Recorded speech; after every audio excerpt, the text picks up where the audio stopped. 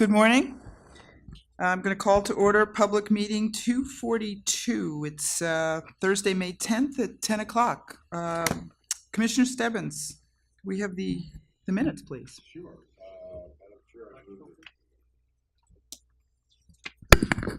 Madam Chair, I move that the Commission approve the minutes from the April 26, 2018 meeting out in Springfield, Massachusetts.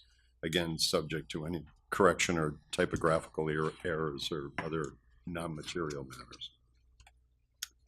I second that. Any discussion? All in favor? Aye. 4-0 for approval of the minutes. Next, we have our administrative update.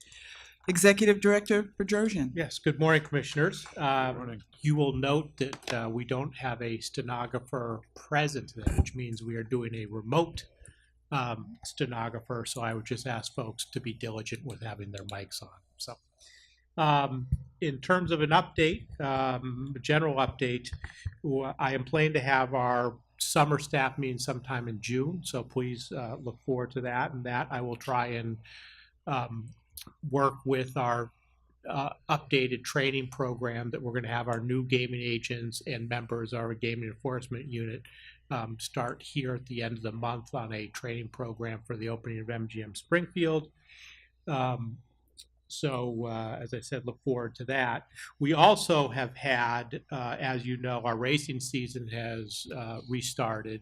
We had 18 rehires from our seasonal staff of last year and one new hire. The new hire was a gentleman by the name of Tad Stockman. He is an alternate steward and judge. So that gives us flexibility in the judges' roles. We've had a bunch of internal promotions as a result of getting ready for the MGM opening and expanding our staff. We have had some new hires in the last couple of months, mainly in the gaming agents, but I'll list those out. We had Holly Cantel start as a supervising gaming agent in February. Heidi Laureano started as a gaming agent in March. Christopher Johnson started as a gaming agent in March. Jessica O'Fury, and I'm going to apologize to Jessica if I got her last name wrong. She started as a financial intern in March. Scott Helwig is our new gaming compliance manager. You might remember Scott was with IGT, and then he came over to the MGC, so welcome to Scott. And Dustin Nigro, who started as a gaming agent. Both Scott and Dustin just started this week, so congratulations. So as I said, we had a bunch of also internal promotions for folks. As far as our preparations for MGM, the building is going along, it appears to be going along fine, and I was out there, and I know Commissioner Stebbins was out in Springfield this week, and if you literally walk around the property, you will see that it feels like literally every street in Springfield is being brought down to the I don't know what you call the sub base. The sub base, yeah, and the manholes are elevated, and they're getting ready to do a new paving level. I've heard that Springfield has told the utilities, take care of whatever you need to take care of under the streets because we're not cutting them open for a long time. So there appears to be a lot of utility work going along. The casino, just from the outside, appears to be coming along. Signs are actually going up, making it look like identify exactly what it is.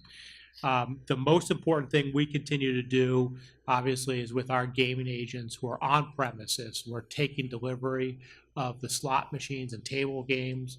We have a floor plan of what machines are going where. We need to verify when those machines come in. Those are the machines that are in their proper place, and then they will be tested. So far, we have a total of, as of Monday, 1,428 slot machines have been delivered. We have verified almost 90%, 1,284 of them. And we have actually started a testing program to verify the machines that are in their proper place are working and are communicating both with the house casino management system and with our casino management system. We've verified that we have a process to do that, and we're going to start that process aggressively probably in the next 2 to 3 weeks, hoping to have all the slot machines verified by the end of June. So, and as I said, tables are also showing up. and we are, and they're making sure they're going in the right places. So as far as our regulatory responsibilities are, I am told by Mr. Band we seem to be right on track. But there's a lot of other things I think I've told you individually and collectively. The next thing I think you will see from MGM outwardly in the process is a liquor license submission, which I anticipate is going to happen, at least an introduction of the liquor license submission would be at the next meeting later this month, with the anticipation that you would hear it, understand it, potentially put it out for public comment for a period of time, and have an opportunity to vote on that sometime in June. So that is my update. You reported last time that you thought we were close to the MOU getting signed. Any update on that? I still think we're close to the MOU getting signed. I did check on that yesterday, and I am told there are meetings going on. I think we're very close. The good news is people are acting and preparing as if it is signed. So Springfield is acting and putting people in training and getting ready to assign people.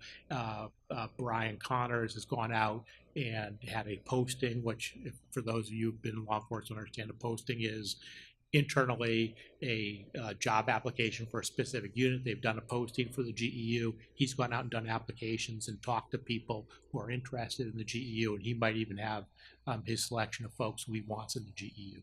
So while the signatures aren't on the line, everyone is acting like it'll get done, which I think is a good thing. Good. Members of Springfield PD will attend our mini academy with the state police and our gaming agents. Exactly, yeah, and there's a little bit of enhanced ethics we all have to go through as being members of either the commission or the GEU, and they'll be part of that also. So, and I will say, also in terms of preparation, but I'll leave this to Commissioner Stebbins and his comments. Commissioner Stebbins, Director Griffin, and I were out in Springfield earlier this week to watch part of a mass hiring event. Very interesting, but as I said, I'm going to defer to Commissioner Stebbins for those comments. Great.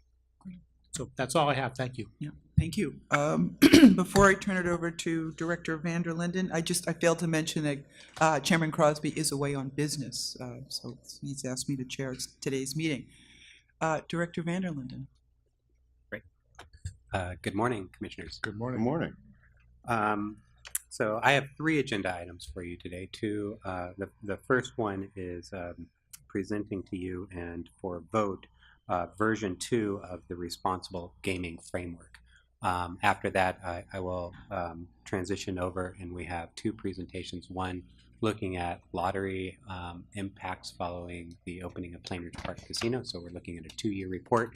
And then with a very interesting presentation on mass at a glance, which is a way in which we are looking to share the large amount of data that we've been collecting over the past several years now. But first, let's talk about the framework.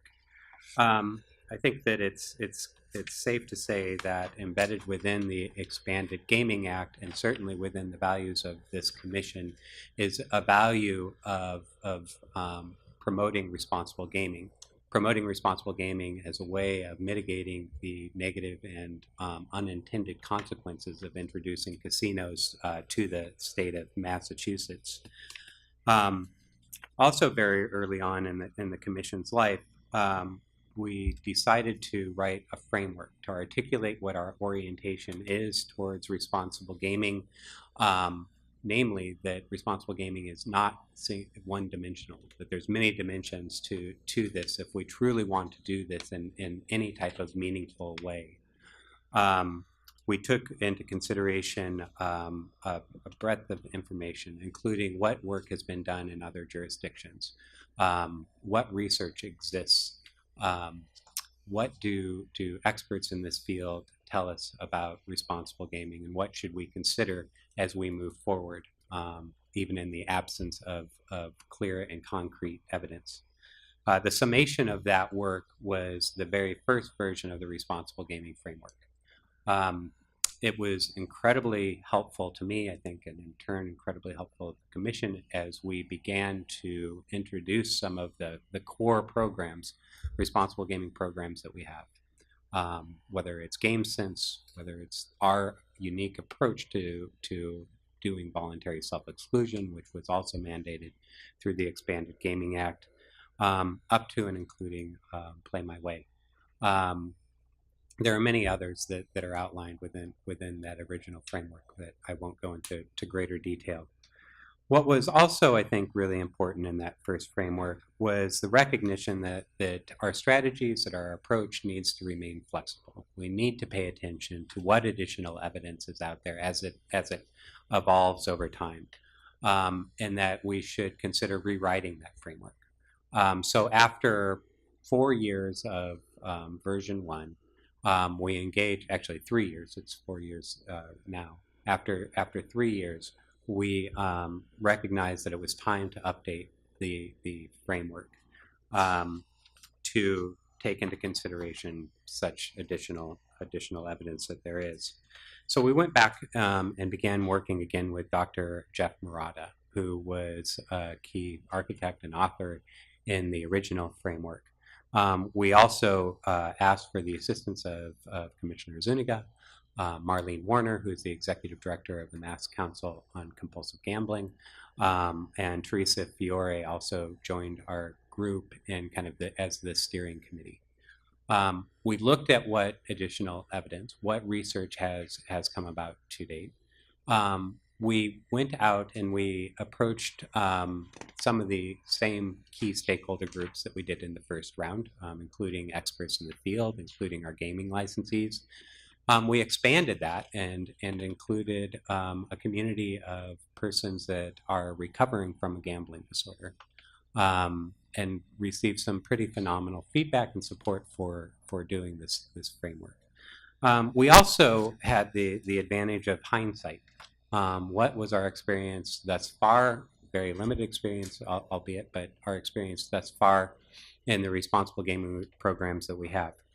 The summation of that work is before you today in version 2 of the framework. There were a number of key updates. The foundation of it stays the same, but there are also a number of key updates. Just a few highlights for you before I open it up. But the concept of positive play has been integrated throughout the framework. It's something that I've talked about before the commission for quite some time, and we felt like there was enough research, enough foundation behind positive play at this point that we could integrate it into the framework.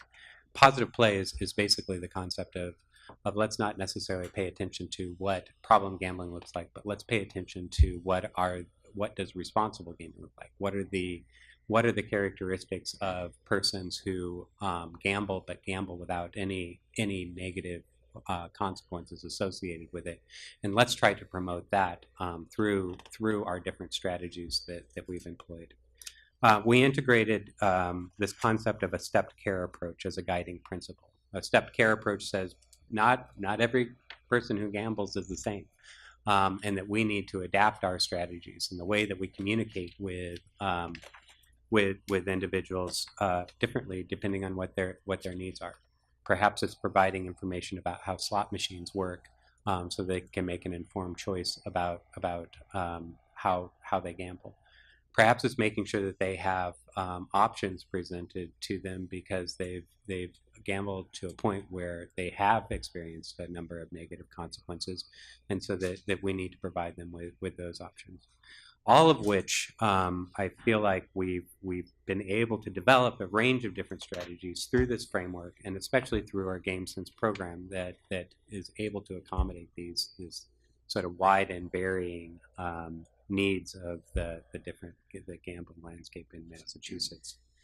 We also recognize that it's not contained within the walls of a casino, and that there is need for our licensees, for the Gaming Commission, and by proxy our GameSense program to be out and engaging in the community, recognizing that our casinos are part of the community That's absolutely true in every case.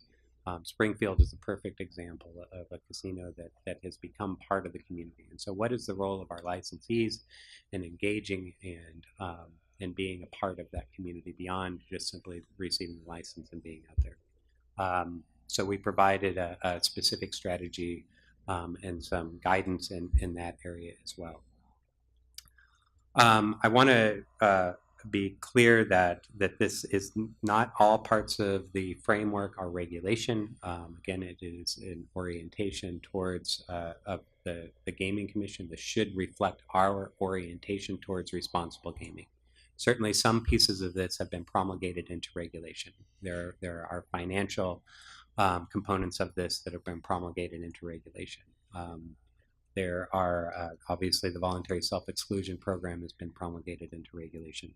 Other pieces of this are recommended practices and tactics which each licensee could adopt in order to meet the broader strategy, the strategies that are outlined within this framework. There are 7 different strategies. I won't go through each of them, but it's my belief and that as licensees consider their responsible gaming plan, as they consider how they're approaching this very important issue, that they will consider each of these 7 different strategies and develop a comprehensive plan that addresses these strategies. So with that, I think I would like to turn it over for questions, for discussion. Perhaps before or as part of the comments, I wanted to just emphasize on a couple of points that you made, Mark, because we have had some a few years into promulgating regulations and living with this document. There's a lot that made it into this new version from real experience. Play My Way and Game Sense are key features of the responsible gaming programs that we have, and a lot of that is alluded to here. In the same venue, this group who worked very hard in parsing through every concept in this document was tempted to write things that started to look like a regulation at times. If I can say so myself, I was providing a little bit of that feedback at times to remind everybody that this is the guiding document. It's not meant to be a regulation. There are regulations that flow from this, as you mentioned, in the voluntary self-exclusion and things of the like, but this document was never intended to be a regulatory document, and it's not. At least our licensees also are often, at times rather, struggle with that notion as well, because they are in the compliance side of the house. They say, well, what do I need to do to be in compliance? And I think the feature of this being a guiding document is that one important to remember, that again, regulations will flow from here. But there's also an important piece, which is this notion that there's shared responsibilities in this whole topic, where traditionally the onus or responsibility was placed either on the individual or some would say on the operator. These attempts to get to the notion that there's community engagement, that's one of the strategies. There's shared, everybody shares into a topic like this, including the Gaming Commission, but key other stakeholders, social workers, individuals, operators, etc. So that's a theme that's worthy of highlighting in my view. Right. Yeah, I looked at Mark's document, or the new framework is not just a prospective document, but it's also a report card. It's a report card on what we've implemented with partnership from Claiming Ridge Park Casino, and some evidence of success and everything that was in the original framework and carries over into this document. So I was impressed. It also reminded me that there's some things that I'd like to sit down and talk with you about as we move ahead. Making sure that strategy number 3, which talks about public health and safety, we kind of get back and revisit some of the issues around seniors being put at risk, and that it isn't necessarily all about, you know, minors and folks under the age of 21 getting onto the gaming floor. But Right.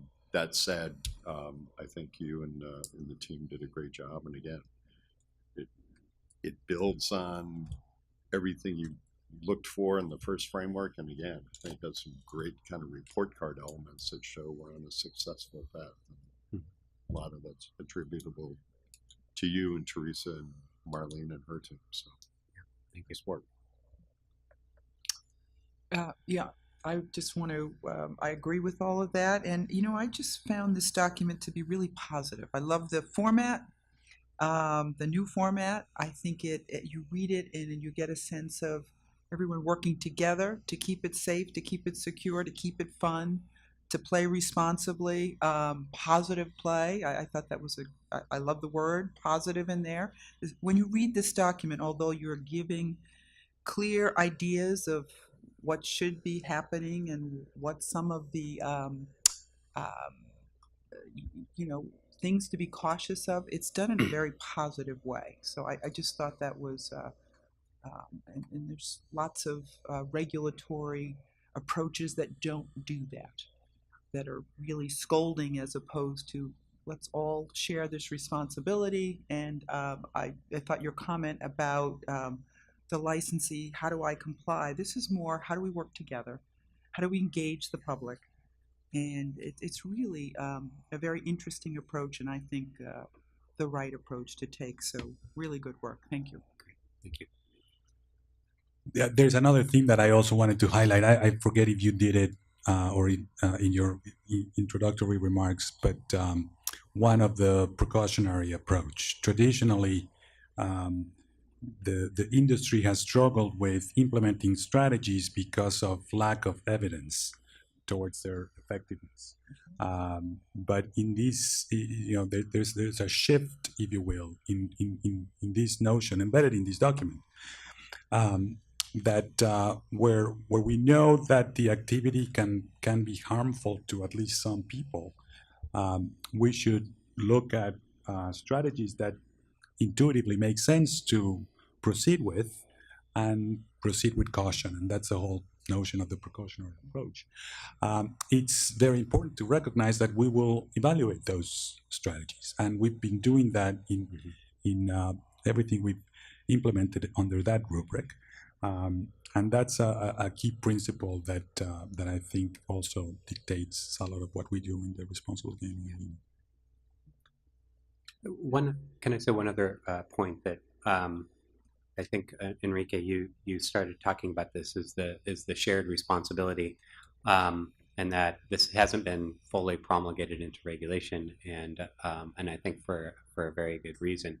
I also want to recognize the kind of the insight that our licensees have, and that this begins to hopefully become the foundation where we can promote the type of innovation that from our licensees. What can happen organically from our licensees, and how can we partner with them?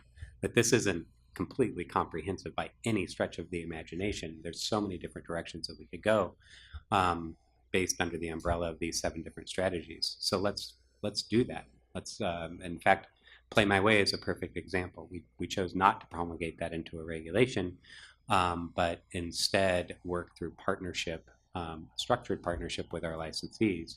But let's do it in a way where we can figure out the best way to provide this tool. And I'm personally really excited to be a part of that and a partner, both leading the framework, leading this program, but also partnering with our licensees to try to figure out new directions that we could go with this. And Mark, to that end, have we gotten any feedback yet on this version from licensees or others? I mean, I know typically we would put something like this for a public comment, but there's a subset of very interested stakeholders, licensees, Right. who usually take also advantage of that public comment period to provide comments. But what's the status of that, or how do you see that? Yeah, so we first received a pretty detailed letter from the American Gaming Association, and then had a follow-up meeting with MGM. MGM basically said, we support the comments of the American Gaming Association. They had a few more questions that kind of got into the nitty-gritty, into the details of how they, as a licensee, begin to work with this document as a licensee in Massachusetts. I think that there were certainly pieces that they agreed upon. There were pieces that they continue to not agree on. For example, the precautionary approach, that there's a belief that for us to proceed, that it should be based on peer-reviewed research and evidence-based practices, and I think that the commission has firmly said in many different ways that the precautionary approach is the way that we're going. You said it very clearly just a minute ago. Mhm. Are there other examples, sort of big picture like that you want to comment on, or Yeah. would we come back with at a later time with more detailed public comments? I just want to. Well, I have the American Gaming Association letter here. And so, to be clear, to come back to your original question, it was the American Gaming Association, Right. And then feedback both through a meeting as well as a follow-up email from MGM, but I did not receive written feedback from either Win or Penn. Win or Penn. So the specific areas that they felt warranted further consideration were compliance challenges with the framework, but I feel like this has a large degree to do with kind of some confusion about what is the authority of the framework, which I do feel like is clear within the framework, and in the follow-up conversations I've had with MGM, I think that was clarified. The primacy of peer-reviewed research, as I just mentioned, the dangers of a precautionary approach, establishing appropriate parameters around assisting patrons in need, effectively encouraging breaks in play. There was concern, criticism about our recommendation that we provide clocks, or that clocks be available. Again, this is a recommendation. This is one way in which we outline that if we're wanting to encourage patrons to take breaks in play, which is kind of a core responsible gaming practice, this is one way in which you can do it. It's not a regulation. It's just one tactic that licensees can employ that would do that. Mm-hmm. Whether or not they do it, that is ultimately that is their choice, because it is not a regulation. But I would be looking for, in their responsible gaming plan, strategies or tactics which would accomplish the larger goal. Right. For strategy. They talked about the legal complexities of third-party self-exclusion, which we have very little ability to navigate because it was written into the Expanded Gaming Act. Technology limitations on cash and credit restrictions, which I think is also an issue that the Commission is currently grappling with outside of the responsible gaming framework. And then finally, opportunities to enhance responsible gaming through payment innovation. And again, I think those two are connected in issues that the Commission has begun to think about. Now, the flip side is we also took and incorporated comments they had into this version. Is that a fair statement? Yeah, absolutely. Are there elements that... Mm-hmm. There were pieces, very specific recommendations that they had that we did incorporate that I thought were very good, and so that we were able to include those where it felt like it still fit within our overall orientation. I would love to think that we will continue to engage with the AGA, and certainly, without question, continue to engage with our licensees. Again, it goes back to this is not comprehensive. It's not everything, and they have some really good ideas. So let's come to the table together to consider what those are. I know how extensively you've worked with the folks at Plain Ridge. In fact, partnered with Play My Way and Game Sense. So I expect the same thing will happen with MGM and Encore. Correct? Yeah, absolutely. Continue to dialogue, and anything that gets implemented, you'll make sure there's a full understanding. Where I would love to see this go, that the original framework didn't go, is that it's not that we work together, and that we go through on a regular basis and evaluate the different strategies and the tactics that are being employed, and that we have a sort of greater dialogue or greater process about how each individual licensee's responsible gaming plan both works and how it can be improved. Thank you. Anything So else? we put this out for public comment. Is that any? Actually, it was Any out for action? public It comment. was out. Okay. I brought it before the commission. It's been need to some vote. months now. I believe it was in January. We went through a pretty extensive public comment period, and so now it's back before the commission for vote. Okay, so we'll vote. Madam Chair, I'd move that the commission approve the Massachusetts Responsible Gaming Framework version 2 is presented in the packet. I second that. Discussion? All in favor? Aye. So 4-0. Thank you very much. Thanks for the hard work on this. Good, my pleasure. Thank you. So I think we're going to take a really quick 2-minute break just to set up. We have someone we have to set up by phone to get on for this next portion. So why don't we do that now? Just a couple minutes. Thanks. Okay, let's reconvene the meeting. Director Vanderlinden is back on, talking about the 2-year lottery report. Welcome to our team from UMass. Thank you, commissioners. It's good to be back in Boston again. Mark, you were going to do an introduction? Yeah, if I could do just a very, very brief introduction. Why don't we just go down the line and you can introduce yourself? Okay, my name is Rachel Volberg. I'm a associate professor in the School of Public Health and Health Sciences at UMass Amherst. And these are a couple of members of my team. I'm Valerie Evans. I'm a biostatistician on the Sigma project, also in the Department of Public Health at UMass Amherst. Hi, I'm Jenny Kang. I'm a research assistant in Sigma, and I'm a master's student in biostatistics at UMass. Okay. And Mark, if you could introduce yourself. Yes, I'm Mark Nichols. I'm a professor of economics at the University of Nevada in Reno. Okay, great. Just very quickly, the first section of Chapter 23K, the legislature recognized the importance of enhancing and supporting the performance of the state lottery and continuing the Commonwealth's dedication to local aid. And that is a direct quote from Section 1. So the question is, how successful are we at meeting this directive? And what impact does opening up a casino or casinos have on lottery revenue and local aid? The purpose of the study that we're presenting before you is to answer those questions.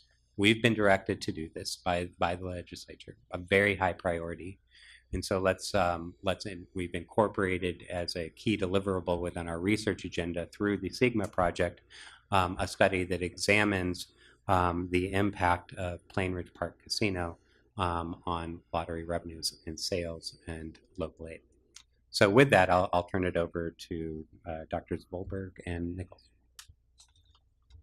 So this is actually the second year of, or second report on the impact of the Plain Ridge Park Casino on lottery sales.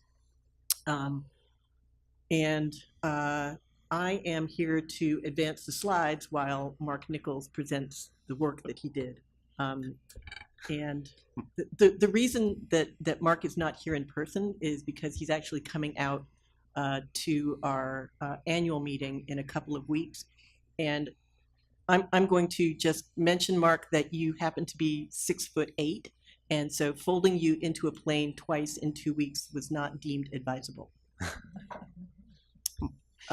So with that, I think let's have Mark, if you want to get started. And Yes, this good how- morning, commissioners, and thank you for accommodating me and allowing me to present our analysis of lottery revenue in Plainridge Park Casino, 2 years of casino operation remotely. So just moving right into it, the first slide. Mark, if you could hold on just 1 second while we queue up your Okay. slides. Okay, we are queued up now. Okay, so just go to the second slide. Rachel says overview and context.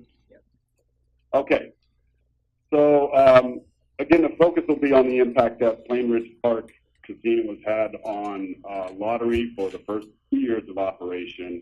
I'm going to provide some very brief analysis by fiscal year, but by far the majority of the analysis will be looking at our agent-specific sales data. We look at this bi-weekly, and it's important to remember that we'll be comparing year 1 and year 2 relative to the year prior to opening. And as you'll see, we'll be analyzing the data in various geographic contexts, statewide, host and surrounding communities, the designated surrounding communities, varying driving distances from the casino, as well as some communities that were identified in the patron survey as generating a lot of casino visitation. So next, just to cut to the chase, I always kind of like to provide the results early. One of the more key findings, I think, is we find no large significant decline in lottery revenue that we can attribute to the opening of Plainridge Park Casino. And also notably, lottery sales in Plainville increased 25% during the first year of the casino's operation, and they have remained at that level in year 2, and that is largely driven by the sales at Plainridge Park Casino. Next, we see that sales in the surrounding communities, the designated surrounding communities, grew more slowly in year 1. There are declines in revenue in year 2. We see the same thing when we look at agents within a 15-minute drive. Countering that, when we look at agents that are only 16 to 30 minutes away, by some definitions may be considered close by, sales for those agents actually grew more rapidly. And then when we combine Plainville and the surrounding communities together in aggregate, we'll see that sales essentially remain unchanged. And so the increased sales in Plainville have essentially offset the declines that we see in the surrounding communities. Next, I'd like to provide a little context about the lottery, about its size and relevance. And I apologize if people are aware of this, but so I'll try to make it brief. The Massachusetts lottery is, in terms of per capita sales, it's the largest in the country. Per capita sales in 2016 were $767. In contrast, the state with the next largest per capita sales was Georgia, and its per capita sales were $412. The Massachusetts lottery is also one of the more generous lotteries. It pays back to people 73 cents of every sales dollar, compared to the U.S. average of 63 cents. And the Massachusetts lottery is not only large in terms of per capita terms, but absolute terms. Up until 2012 and 2013, sales for the Massachusetts lottery exceeded lottery sales in Florida and California. Next, as most of you are aware, the lottery is an important contributor of local aid to the communities in Massachusetts. In Plainville in fiscal year 17, the lottery contributed nearly $750,000 to Plainville, and that was 16.6% of its total state aid. And as we'll see soon, while fiscal year sales decreased compared to 2016. The lottery actually posted a record profit of just over $1 billion, and sales in fiscal year 16 were a record high. So the Massachusetts lottery is large, it's well established, it's mature, but it still seems to be setting some milestones. Next, you can see the trends in fiscal year sales between 2003 and 2017. And again, you can see that sales have generally grown slowly, relatively steadily. The average growth over this time period is about 1.4%. That has been below the rate of inflation, which has averaged about 2%. And again, here you can see the peak in fiscal year 2016, followed by the decline in fiscal year 17. Next slide shows the changes from year to year in sales. And I don't want to focus on magnitudes. Again, you can see in fiscal year 17, sales declined 2.6%. But more importantly, sales are volatile from year to year. So movements in sales of 2 to 4% are not at all uncommon. So it's important not to focus too much on a percentage increase or decrease in sales in any one particular year. The next slide shows Massachusetts lottery relative to the U.S. and the New England average. And again, these are all sales relative to year 2005. And again, you can see that Massachusetts lottery has grown more slowly than lotteries nationwide and even than other lotteries in New England. But again, that's not surprising given its size. I don't think there's a lot of opportunities for expansion in Massachusetts. It's just consistent with being a very mature industry. And next will be the last slide looking at fiscal year sales data, year-over-year changes. And this is drilling more closely into Plainville and the surrounding communities. Again, I think everybody knows which communities those are, but they're Attleboro, Foxborough, Mansfield, North Attleboro, and Rentham. We can see in fiscal year 16, sales increased in those communities collectively, but they increased less than the rest of the state. And in fiscal year 17, again, year-over-year sales declined, and they decreased slightly more in those communities than the state as a whole. So next, and the remaining analysis will look at its weekly lottery data by agent. So we have weekly lottery sales for every lottery agent in the state of Massachusetts. And I can't tell you really or emphasize enough how unique that data is, and I would actually really, really like to acknowledge the cooperation of the Massachusetts Lottery in this regard. It's truly unprecedented, and it provides us a really unique opportunity to analyze lottery sales at various geographies, so by community, by driving time, by mileage from a casino, various regions. And more importantly, it allows us to really compare pre and post casino. The fiscal year data closely coincides with the opening of Plain Ridge Park Casino, but it's not perfect. And so if we want to do year-to-year comparisons, truly pre and post casino, these data allow us to do that. The fiscal year data, there's going to be some overlap of the casino actually opening during some years.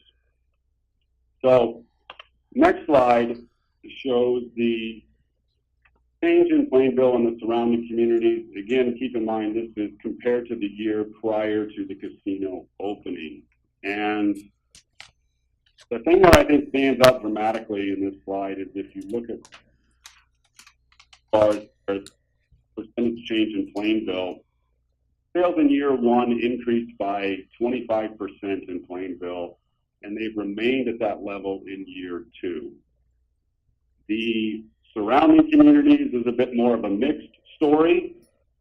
In year one, Attleboro and Mansfield actually performed better than the rest of the state. But in year two, pretty consistently, every community either grew more slowly or declined compared to the rest of the state.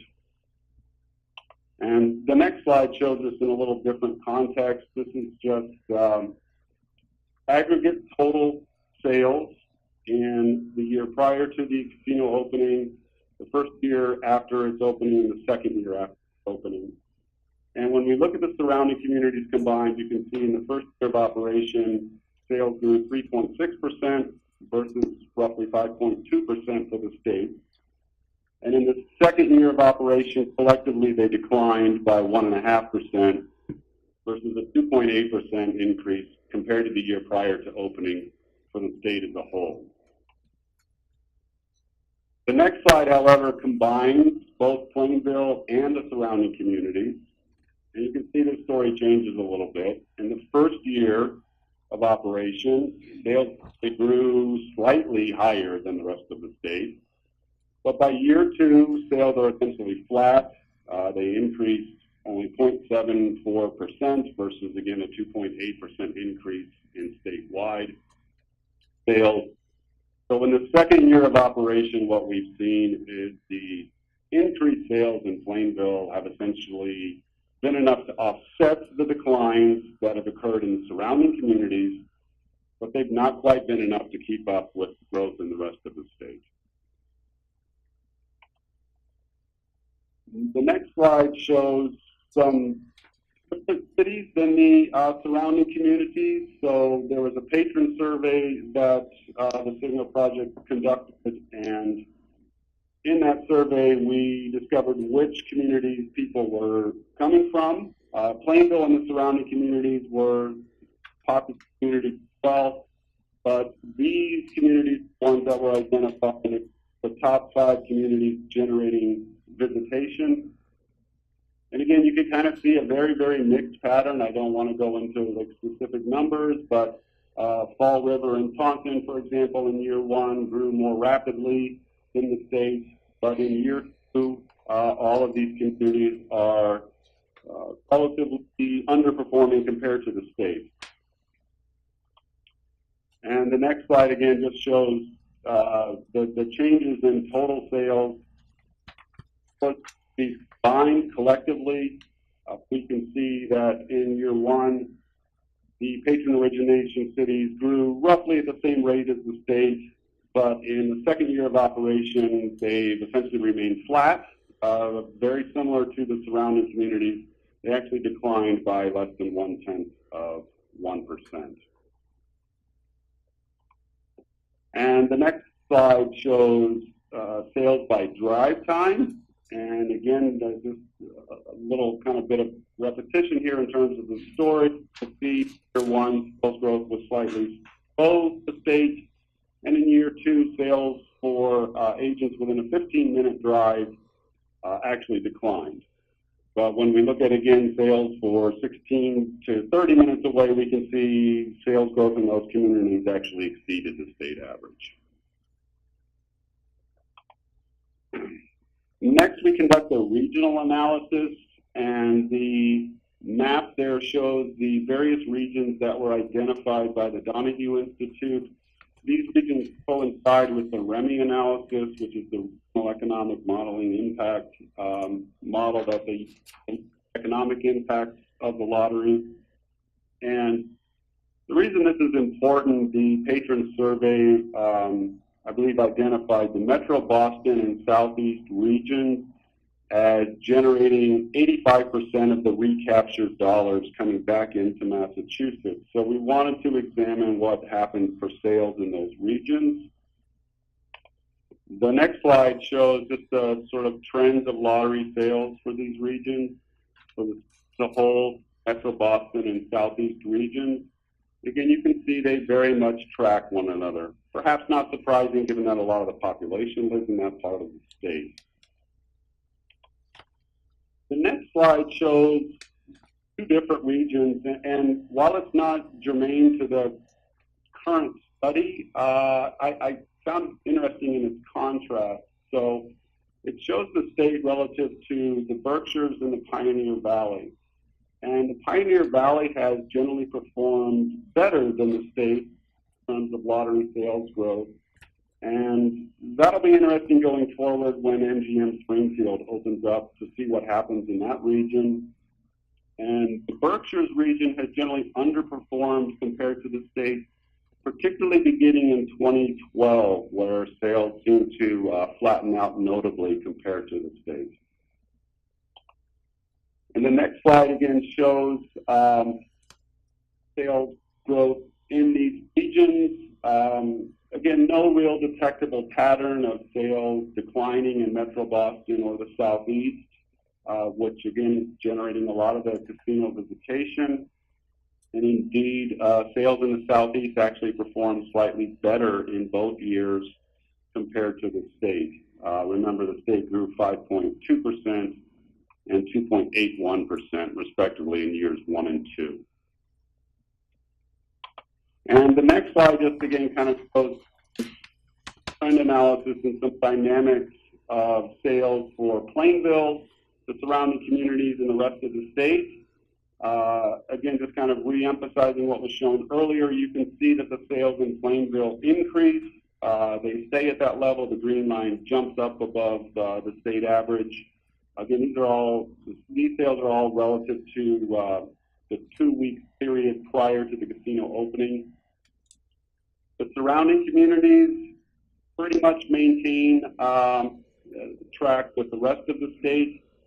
You might see a slight decrease there between May of 2016 and say maybe December of 2016, where it looks like the surrounding communities slightly underperformed compared to the state, but by and large, no dramatic declines in those surrounding communities.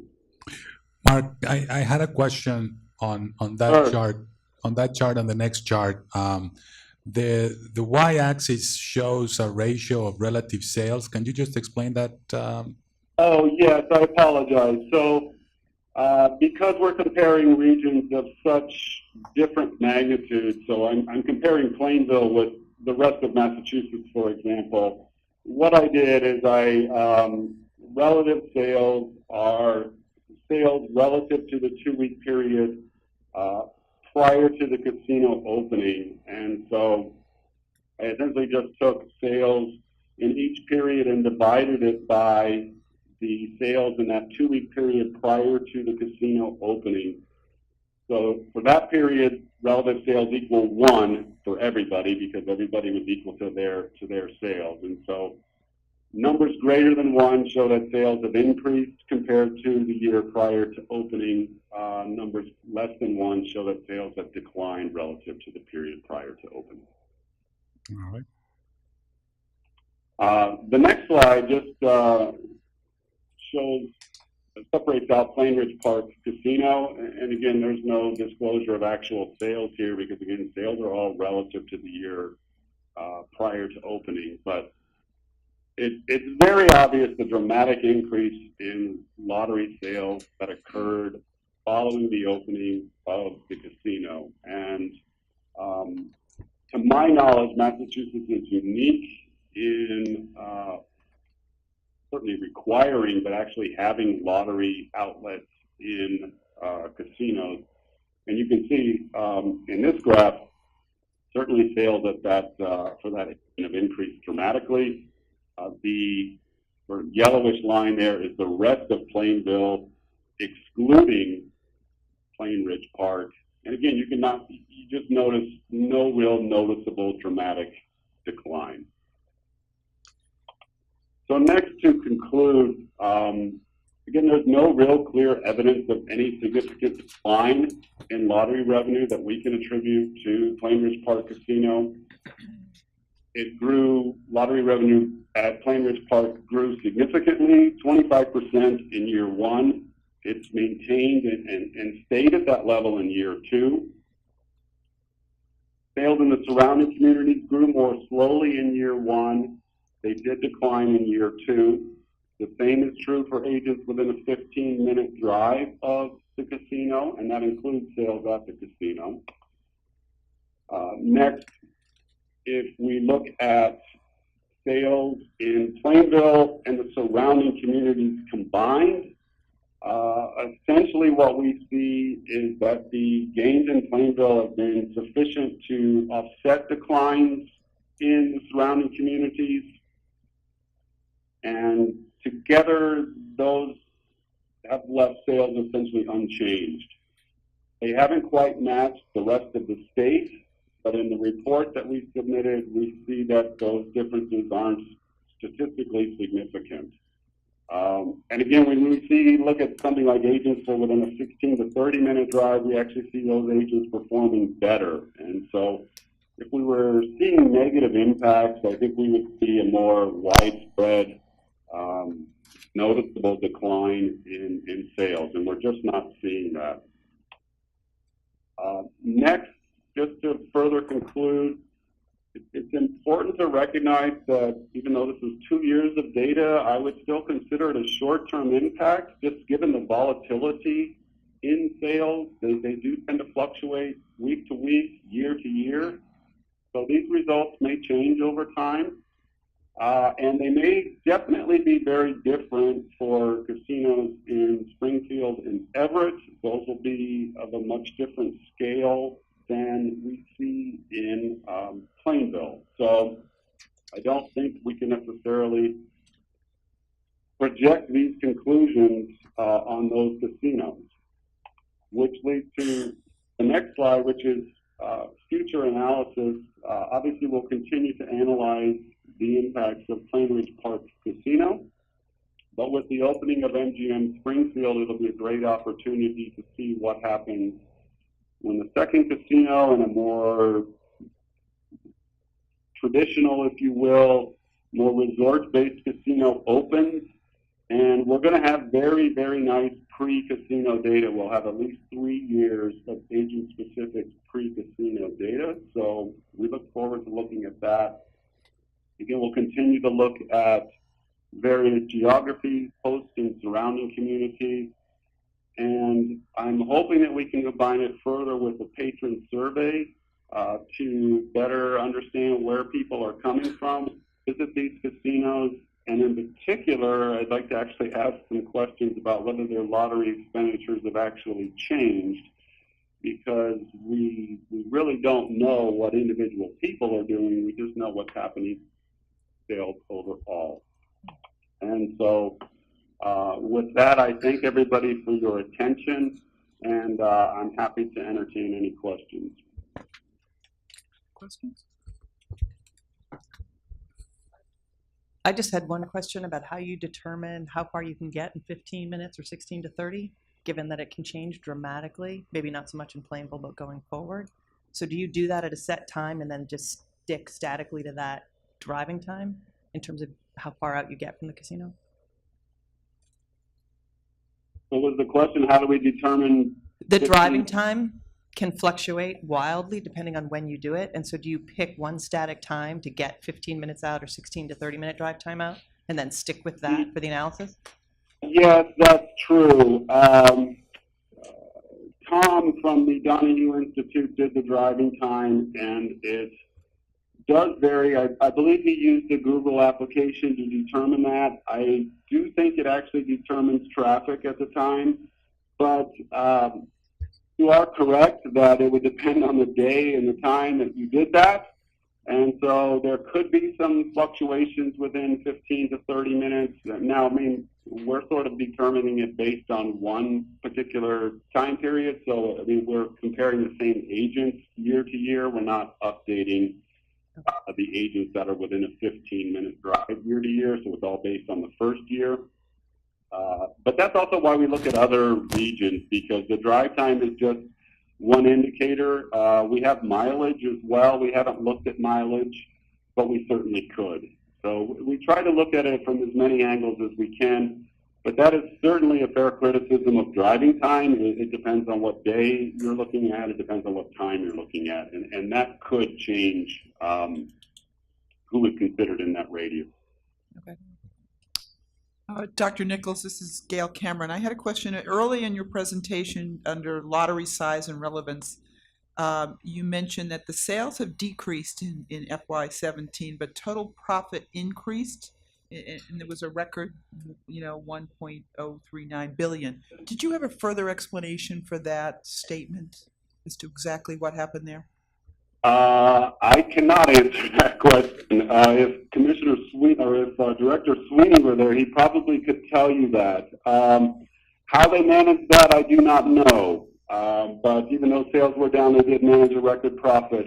But how they did that, or why it occurred, or whether it could occur again, I really can't comment on that. The Massachusetts Lottery would know much more about that.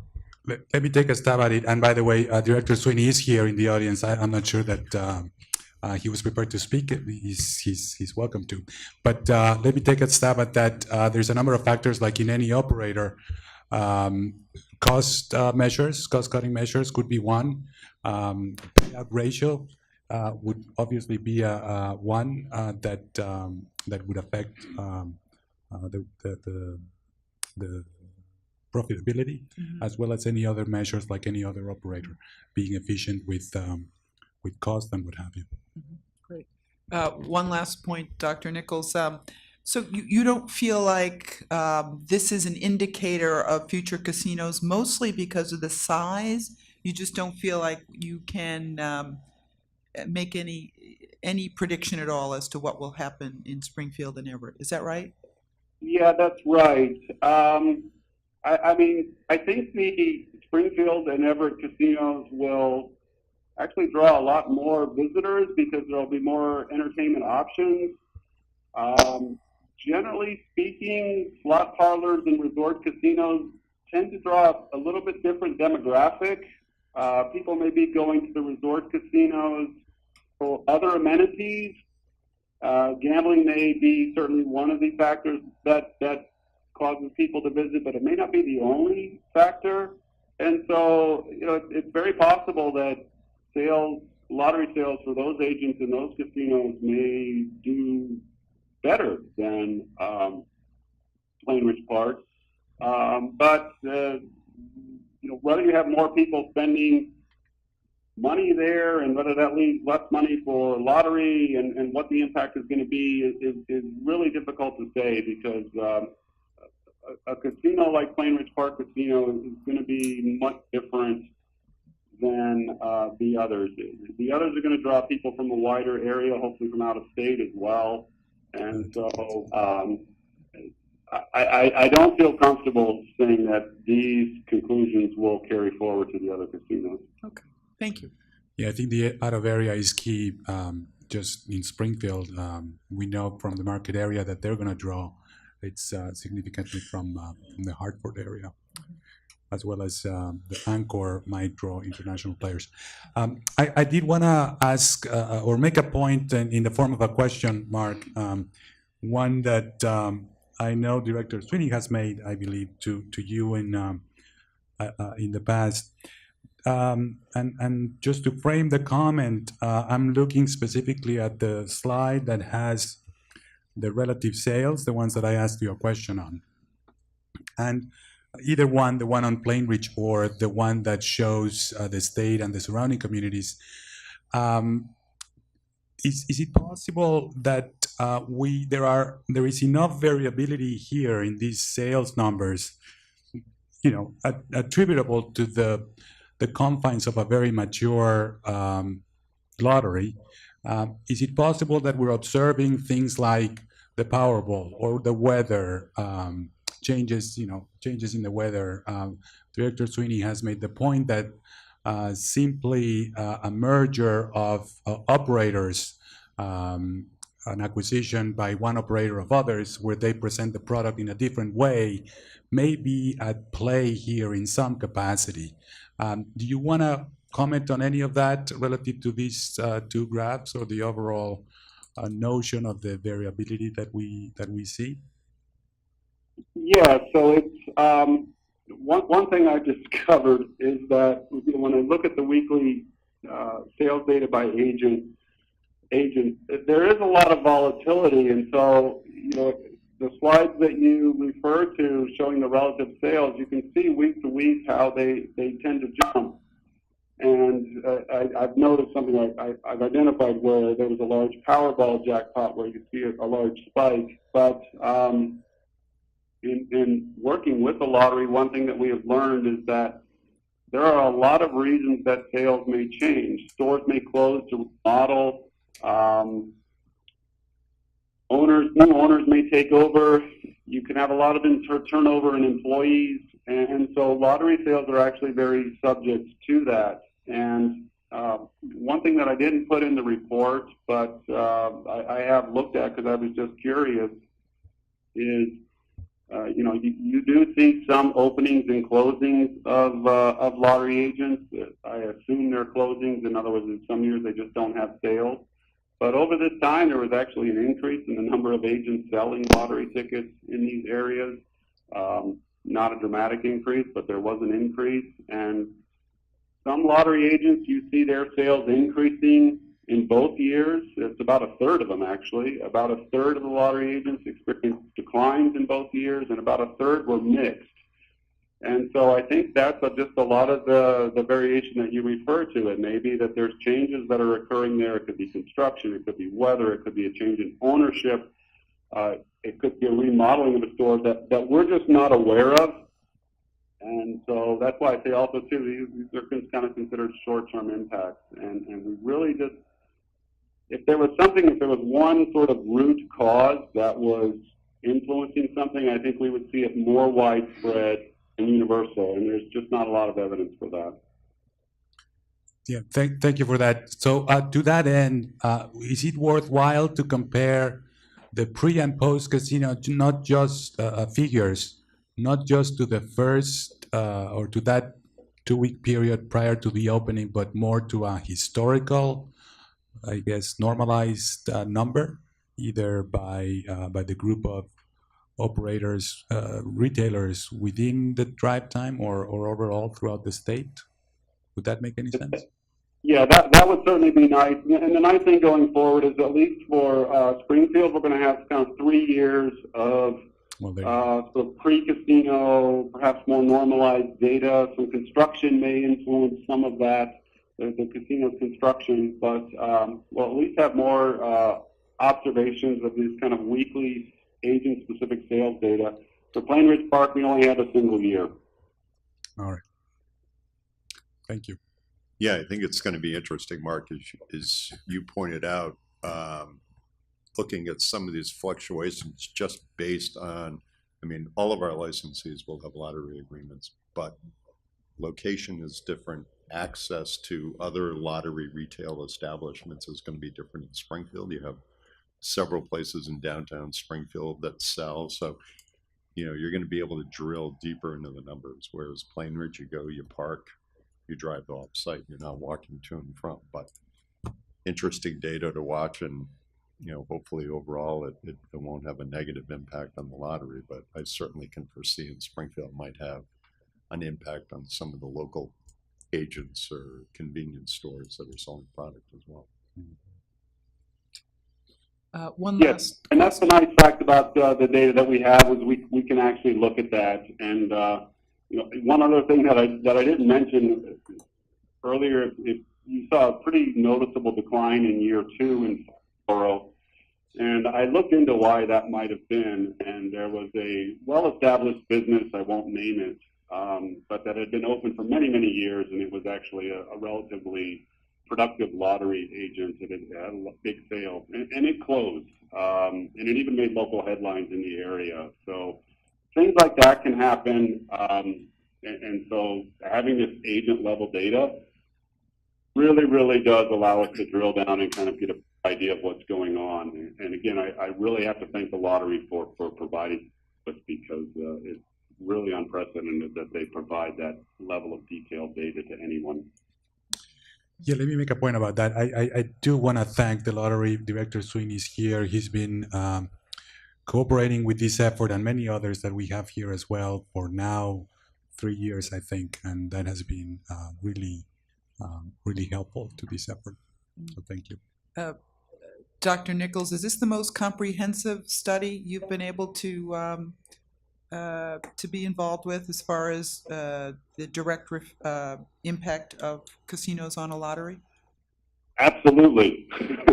No doubt. Okay, great, thanks. Anything else? No. Yep. Thank you very much. Very well done report. Thank you, team. Thank you. Thank you, commissioners. Thank you. Bye-bye. Bye-bye. So next, we stay with Director Vander Linden and his team from UMass. And they have one more item for us to discuss. So, Director Vander Linden? Yeah, thank you. I was trying to figure out how to best introduce this item. I think I'm just going to take it from a larger perspective. The Gaming Commission has developed quite an impressive research program that has and will continue to gather a significant amount of data, both social economic data. Eventually, this will include player card data. And the question is, you know, what do we do with this? How do we maximize the data that we have in a way to the broadest audience possible? The reports in and of themselves are incredibly instructive and informative, and that's great. But the data, we believe, can be used in many different ways, and it only serves to magnify the power of the research that we're doing. Mass at a Glance is one such effort that we will undertake to share the data that we have been collecting. And this it makes sense that our very great team at the University of Massachusetts Amherst has undertaken this. They've been the lead on our Sigma project, which has a number of different measures with an enormous number of different data sets with an enormous amount of data in each one of those, to try to help us figure out how to roll this out so that it goes beyond just the reports we have, but is useful to all the way down to individuals at the community level that are just curious about their community. So moving forward, we will certainly, I think, continue to support this type of initiative. We also have a broader mandate, as I just mentioned. There's Section 97 of the Expanded Gaming Act that requires that we collect all player card data and deposit that into a repository and make that available for research purposes. I think it's you know, that was contemplated early on, years ago, as this act was being drafted. I certainly support that effort, and this is a logical extension of that original mandate. So I think, why don't I go ahead and turn it over to Dr. Volberg to talk about Mass at a Glance. All right. So I think this is actually the second time we've done this piece as well, but new and improved. So we started at the beginning of the project 5 years ago, believe it or not, with the commitment from both the Gaming Commission and from our research team to try to share as much data as possible in the most public and transparent way. So the sort of the theoretical framework that we established for the project looks at data, secondary data and primary data in lots and lots of different areas. The initial effort that we presented to you probably about 3 years ago now, was basically looking at each variable individually. So we focused in terms of sharing data initially on trying to drill down to the smallest geography possible. So in this case, the 351 towns and cities in the Commonwealth, and then trying to sort of present a time series of data in a lot of different areas, both on the social and health side and on the economic side. The sort of data sharing apps that we developed were lots of fun for us, but I think the usage patterns that we were following made it clear that not everybody was sort of willing to kind of dive down into the data to the extent that we were letting them.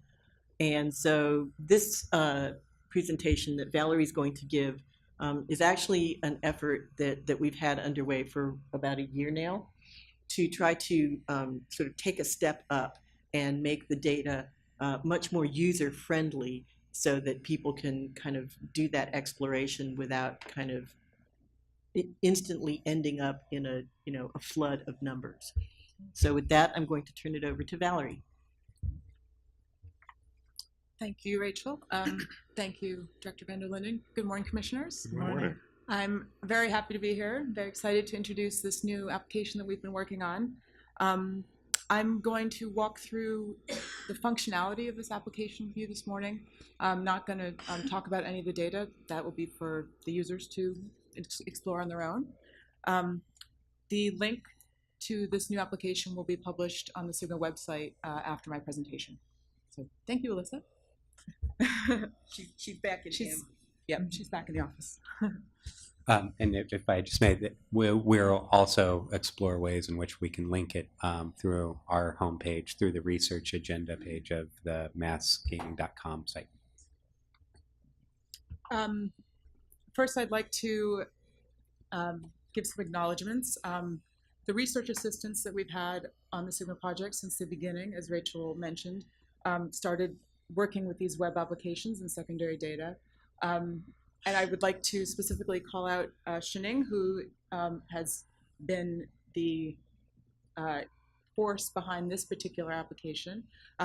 She's actually graduating tomorrow with her master's in biostatistics. Oh.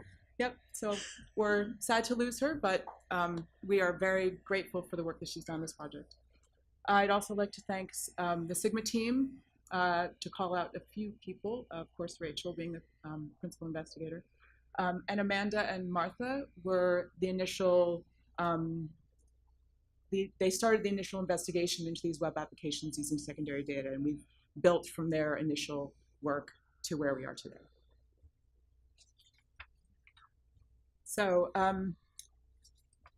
as Rachel mentioned, in addition to all the primary data, we've also been collecting secondary data along the way.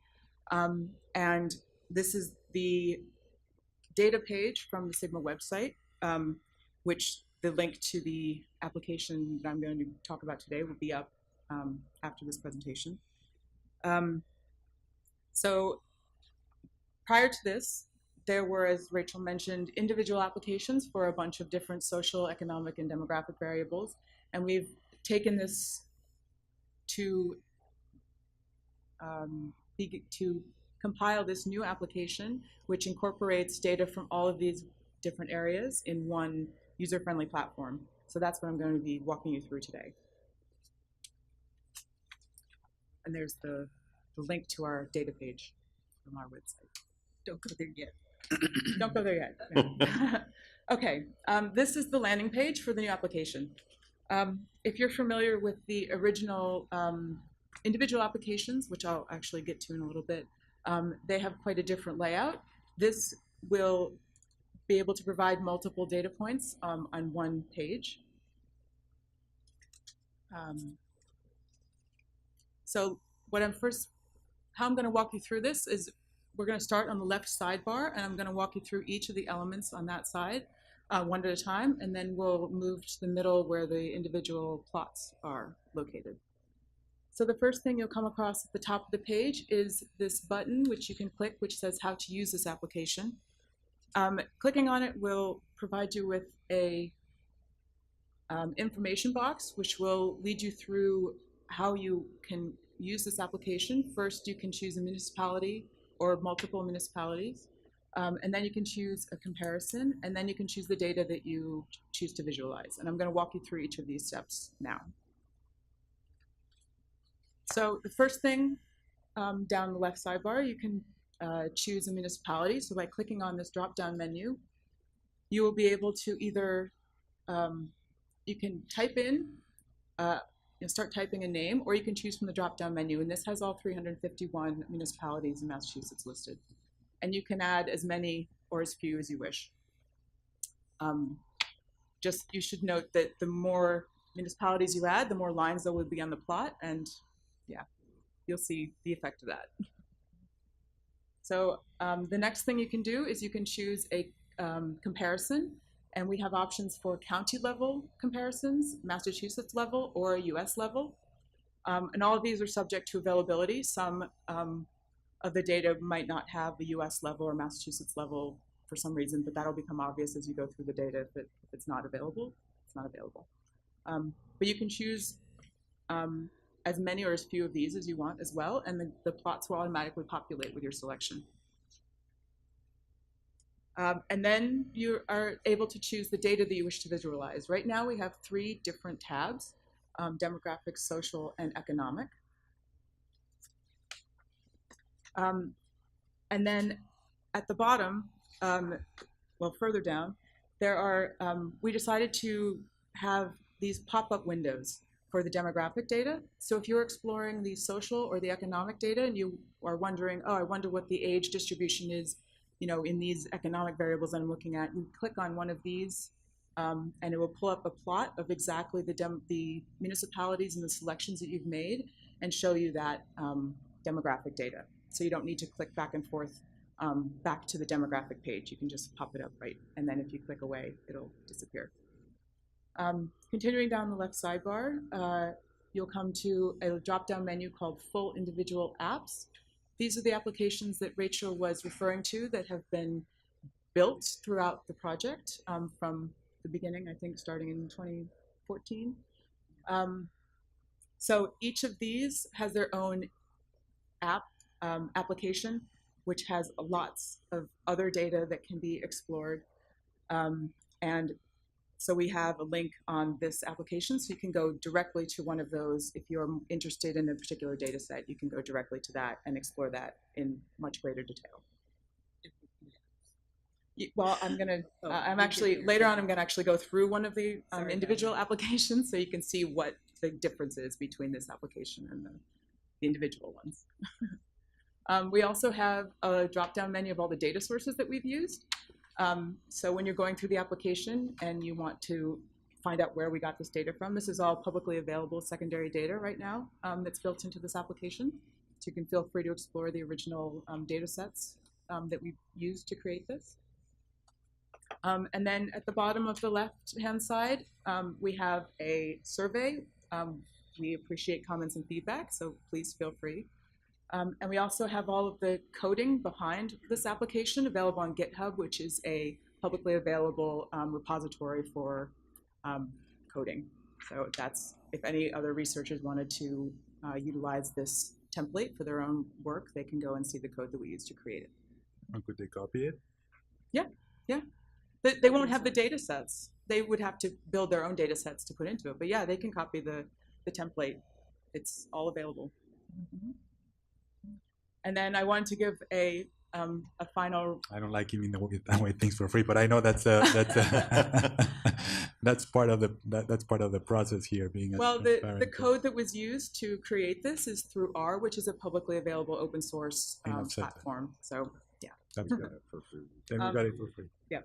I also wanted to recognize again Sheneng. She's the master coder behind all of this. So thank you. Mm-hmm. Okay, so now I'm going to take you down through the individual plots that are contained in this application. So the first tab that we have is the demographic tab. So we'll start at the top of the page, and you'll see there's a note. You probably can't read it, it's quite small, but it indicates that there is population level data all the way at the bottom of the page. So if you scroll to the bottom of this page, you can see population data. If you're unfamiliar with some of the municipalities, if you want to know what the county level population is, this will let you know. And you can see, for this example, we've selected Plainville, Springfield, and Everett with a Massachusetts comparison. So you can see what the populations are over time with this plot that's located at the bottom of the demographics page. So this is the first plot on the demographic tab. It's the age distribution. What I want to walk you through is from the top, I'll walk you through each of the different elements of the plot that you'll see. First of all, at the top, you can select one or multiple categories to present on this plot, and each box that you check will create another set of lines for that particular category. The plot will show all of your selections. It will show the municipalities that you selected earlier. It will show the comparisons and any of these checkboxes, and that will carry you through the entire application. So if you want to go back and you want to add another municipality, you can go back to that initial, the sidebar and choose another municipality, and it will repopulate all the plots within the application. This plot in particular presents a percentage of the population. Because we have other economic and social data, there might be absolute counts, there might be dollar values, there might be other rates, and that will be indicated on the plot. One key point that I wanted to make was that the y-axes on these plots are very dynamic. They accommodate the data that is inputted into them, so they adjust to best visualize the data. So you'll see this is showing a range of about 40 to 60% of the population. If you were to look at it from a 0 to 100 range, you'd see a bunch of lines right in the middle, and that wouldn't be very informative. So be very aware that when you're looking at the data, it might look like a very large change, but if you actually look at the y-axis, you'll see that it's actually visualizing the data in a more, I guess, presentable way, but that the y-axis is dynamic. This demographic data is taken from the Census Bureau, from the American Community Survey, and they provide the data in a 5-year average. So they will release the data in 5-year chunks. So you'll see that's why we've chosen a mid-year of a 5-year range as the year indication on this plot. So for example, 2008 will represent the data, the average data from 2006 to 2010. Some of the data sets are presented in that way, and others are annual, and it will be indicated at the bottom of the plot how this is being presented. Another functionality of this is that you can choose an individual point on the plot, and below the graph, it will tell you what the data, the actual data number is for that particular point on the plot. And then at the bottom, underneath the plot, there are two buttons that you can click. One, in this case, is called "What is the age variable?" And if you click on it, it will provide you with an information box, which gives you the details of what data is included, if any manipulation's been done to collapse categories or show it in a particular way. And it also gives you the source of the data. So you can go back to that original drop-down menu on the sidebar and go to the American Community Survey if you want to see where this original data set came from. The second button is an ability to download the plot. So if you click on this, you'll be taken to a download of the plot that you were just looking at. And this is both of these, the information box and the download are available for each of the plots that are contained within the application. So this, as I mentioned, we were looking at the demographic tab. And if you scroll down to the bottom of this page, you'll see a link that says more information about demographics. And this is where you can go to the full application. You can either go to the full application through the drop-down menu on the left-hand side, or underneath each of the individual plots, you can go to the individual application if you want to investigate that particular data set further. So by clicking on that, it'll take you to the full application. So this is the demographics application that was created a number of years ago. It's difficult to see, but there's an about page, which lists where all the data came from and some particular notes about using the data. There's a summary, which provides a table of all the data.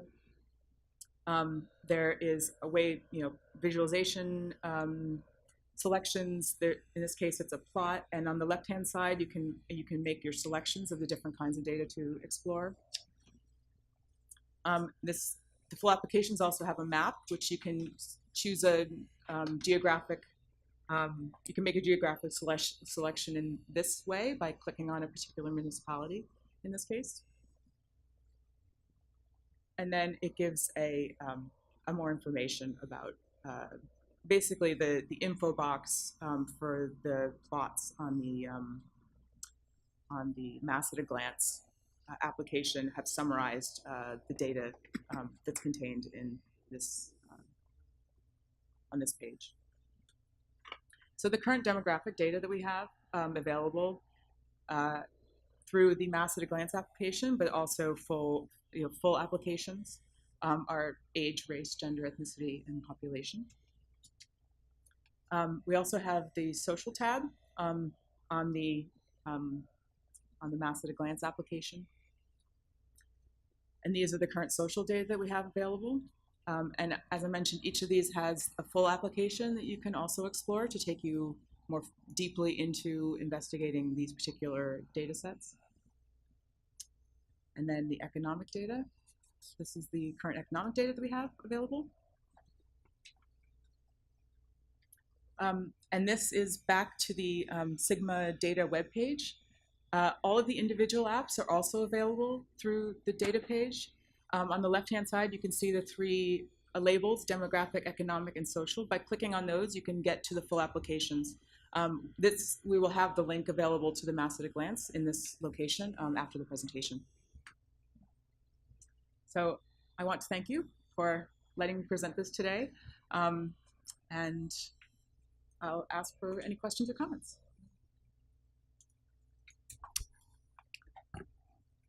Questions? Yeah, no, I think this is a great tool. Just one suggestion, and Mark and I talked about this a little bit, as we look ahead to the opening of MGM in Springfield. Another data set we should begin to think about looking at are hotel motel taxes and meals taxes.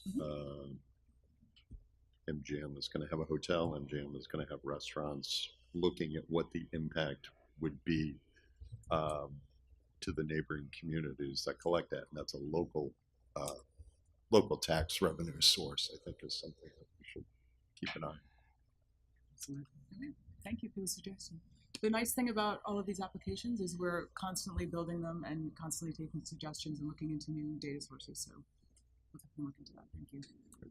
Do you anticipate a lot of additional research because you've made this tool available? It's much easier to conduct the research?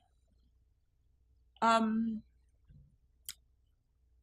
think that the presentation of the mass at a glance data is different than the full applications, and I think it will provide users for a much easier way of looking at lots of data sets at once and lots of variables at once.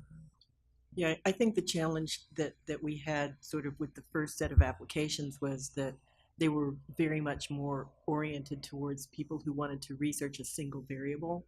And the discussions that we had with Mark and with Chairman Crosby and with Commissioner Zuniga were more around, what if I'm just like, a resident of Amherst or Northampton where I live, and I want to know something about, Northampton relative to Springfield. This is sort of designed to let you look at a number of different variables together, and then also look at the demographics and how, for example, Northampton and Springfield differ in their demographics and then in these other variables at the same time. Yeah. This is a much improved version over the first version of the Shiny application that we started working with a couple of years ago now. And just to emphasize what Rachel said, that Chairman Crosby has been a strong advocate for seeing this evolve and evolve to the point where it's a very easy to use for most persons, and making sure that we have data that's accessible and that we're leveraging our research to the maximum extent possible. Right. Yeah, I was going to make that point. It's only a little pity that Chairman Crosby is not here to see this presentation, but I'm sure he'll peruse the site when it's available.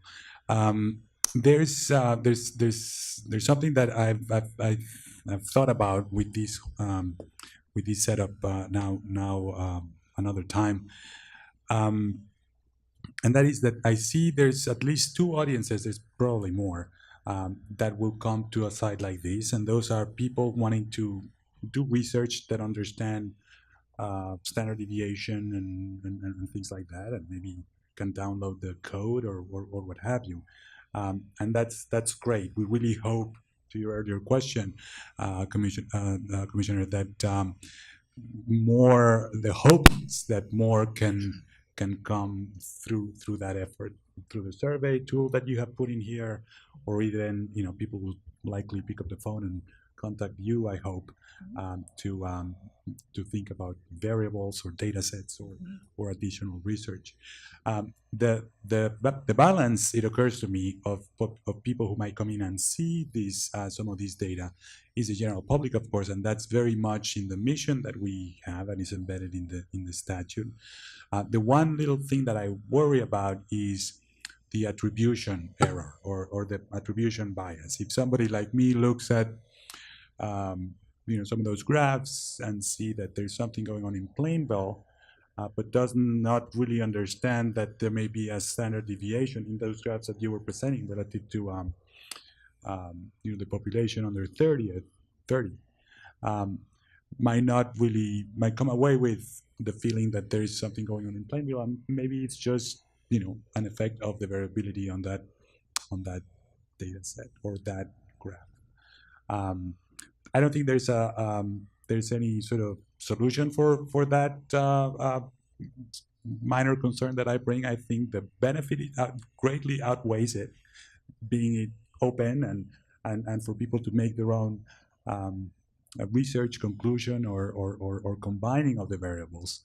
But I look forward to the process of getting feedback from both sets, either researchers or the general public, and see how we can continue to either improve or address whatever concerns or impressions are out there.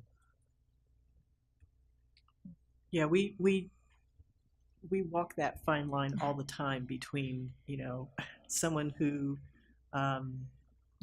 is just interested in the issues or interested in the variables or interested in the information, but doesn't want to have to learn or deal with the science, and then ourselves always feeling like, well, you have to hedge it around with some explanation, you have to understand the context, how are these numbers collected, and we actually are struggling with that to an even greater degree right now, because we're preparing our first sort of summary overall impact report and figuring out how to sort of couch the report in a way that's accessible to both of those audiences and makes sense, has been a real challenge. But it's worthwhile. The effort is very important. I think it goes with the mission, and it's great to see it in its new iteration, which is. Yeah, we're really hoping people will come visit us. Yeah. Remote. By the way, on that note, is there a way to track? Not that I like Big Brother-ish approaches, but can you track visitors, downloads, etc.? Absolutely. Yeah. Great. Yeah. So we'll find out. Well, thank you. Very informative, and it looks like an excellent tool. It always amazes me that how much easier it is, and you've made it so much easier to look at data and really compare. So thanks. Really appreciate you coming in and letting us know. Thank you. Congratulations. Thank you. Graduation tomorrow. Okay. Are we good? You want to move on? Or you need a break? Keep going? Yeah? Yeah. Okay, let's move on. I see Director Conley is here, and he's up next with licensing.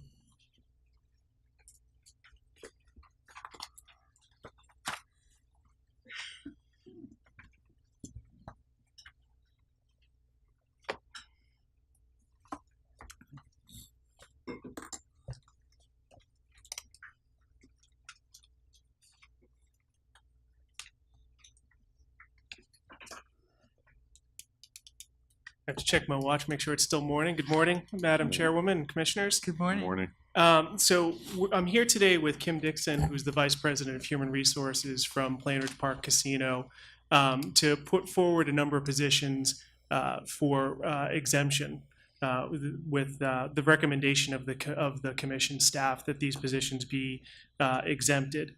As you may recall, we went through this process initially with MGM. The law was changed to allow for exemptions. We gathered feedback from the commission in terms of those criteria that you were interested in seeing about positions, and really did a very thorough scrub through all the positions at MGM, looked at them to see which ones might be eligible for exemption. This process, Plainridge benefited greatly from that, in that they took guidance from that and presented us with a list of positions that they thought, based on what they had seen, would be also eligible for exemption. We reviewed those and frankly agreed with all of the submissions that they provided. So there's a list of 51 positions that would impact 157 total employees. So still, a decent sized chunk. The vast majority of which, I believe almost, 90+% are in the food and beverage, which I think makes sense, particularly when you think of the profile at Plainridge. But some retail, valet, one in finance. So it's not as broad a range as we've seen before, but clearly a good group of candidates for exemption. I think different than MGM, we've actually had a couple of years of working with and assessing our risk, and I take it that you've looked at that, and you've already said that you agree with the list, so there's no issue at all from your standpoint of the categories or. That's correct. We did take that into account, and as you said, we have a lot of experience now with Plainridge. I mean, it feels like a lot. I know for other jurisdictions, it's a drop in the bucket, but for us, we've been working very closely, not only in licensing but also in all the compliance areas for a while, and that experience was certainly brought to bear when we did this analysis. Well, would it be fair to say that perhaps these will provide some opportunity to people who didn't in the past, perhaps a better emphasis on local hiring as a result of this, Massachusetts residents? I'm just speculating broadly. Yes, I think absolutely. The LMS process can take some time, and sometimes people get frustrated with the process and will stop the process because they get lost in the computer and trying to fill out the application. So I certainly think this will help us attract more people and provide more opportunity and get them to work faster. To just kind of tag on to that question, you've had the experience being open now 3 years. There are positions that obviously have higher turnover than some other positions. Do some of these job categories fall into those kind of higher turnover spots? And do you think this could help kind of alleviate that, even though you're into a 3-year maturity period? Yes, I do. That's great. Yeah, and I always appreciate you working collaboratively. That's very helpful to us in making decisions, so I thank you for that. Vote on this? Or? Yep. I'd be happy to move, Madam Chair, that the Commission approve the Plainridge Park Casino Service employee exemptions as presented here in the packet. Second. Any discussion? Those in agreement? Aye. Aye. 4-0. Okay, thank you very much. Thank you very We much. appreciate it. Thank you. Thank you. Next up is legal. General Counsel Blue. So we have amendments to 2 existing regulations for you this morning. The first one is 205 CMR 146. And as you probably recall, this is our regulation on gaming equipment. We decided that the best way to handle gaming equipment and rules of the game was to post the rules of the game on our website so we could add games more quickly and we could make changes more quickly, but have a separate regulation that dealt with equipment. What we found out when we did that was that we had oftentimes made references from the reg to certain sections of the rules, and those rules have changed, and they've actually even changed since you first approved them to meet the needs of our licensees and to meet changing needs in the industry. So the amendments that you have to 146 are basically technical in nature. They take out section numbers, they clean up a few words here and there. There are no real substantive changes, but we thought it was important to get this done before MGM opened so that we could, continue to make changes in the rules as needed without having to go back and change the rate.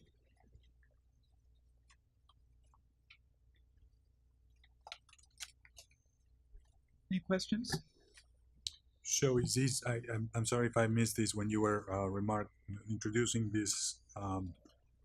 Are these to start the formal promulgation process, or Yes. is it, okay. This is the first time you've seen these amendments. Yep. So we'll start the process. We'll tee up a hearing, we'll get comments, and then we'll just move them through. Yeah. I had a similar question. I see that they are technical in nature, so. Sure, I'd be happy to move that the commission approve the small business impact statement for the amendments to 205 CMR 146, the gaming equipment regulations as included in the packet.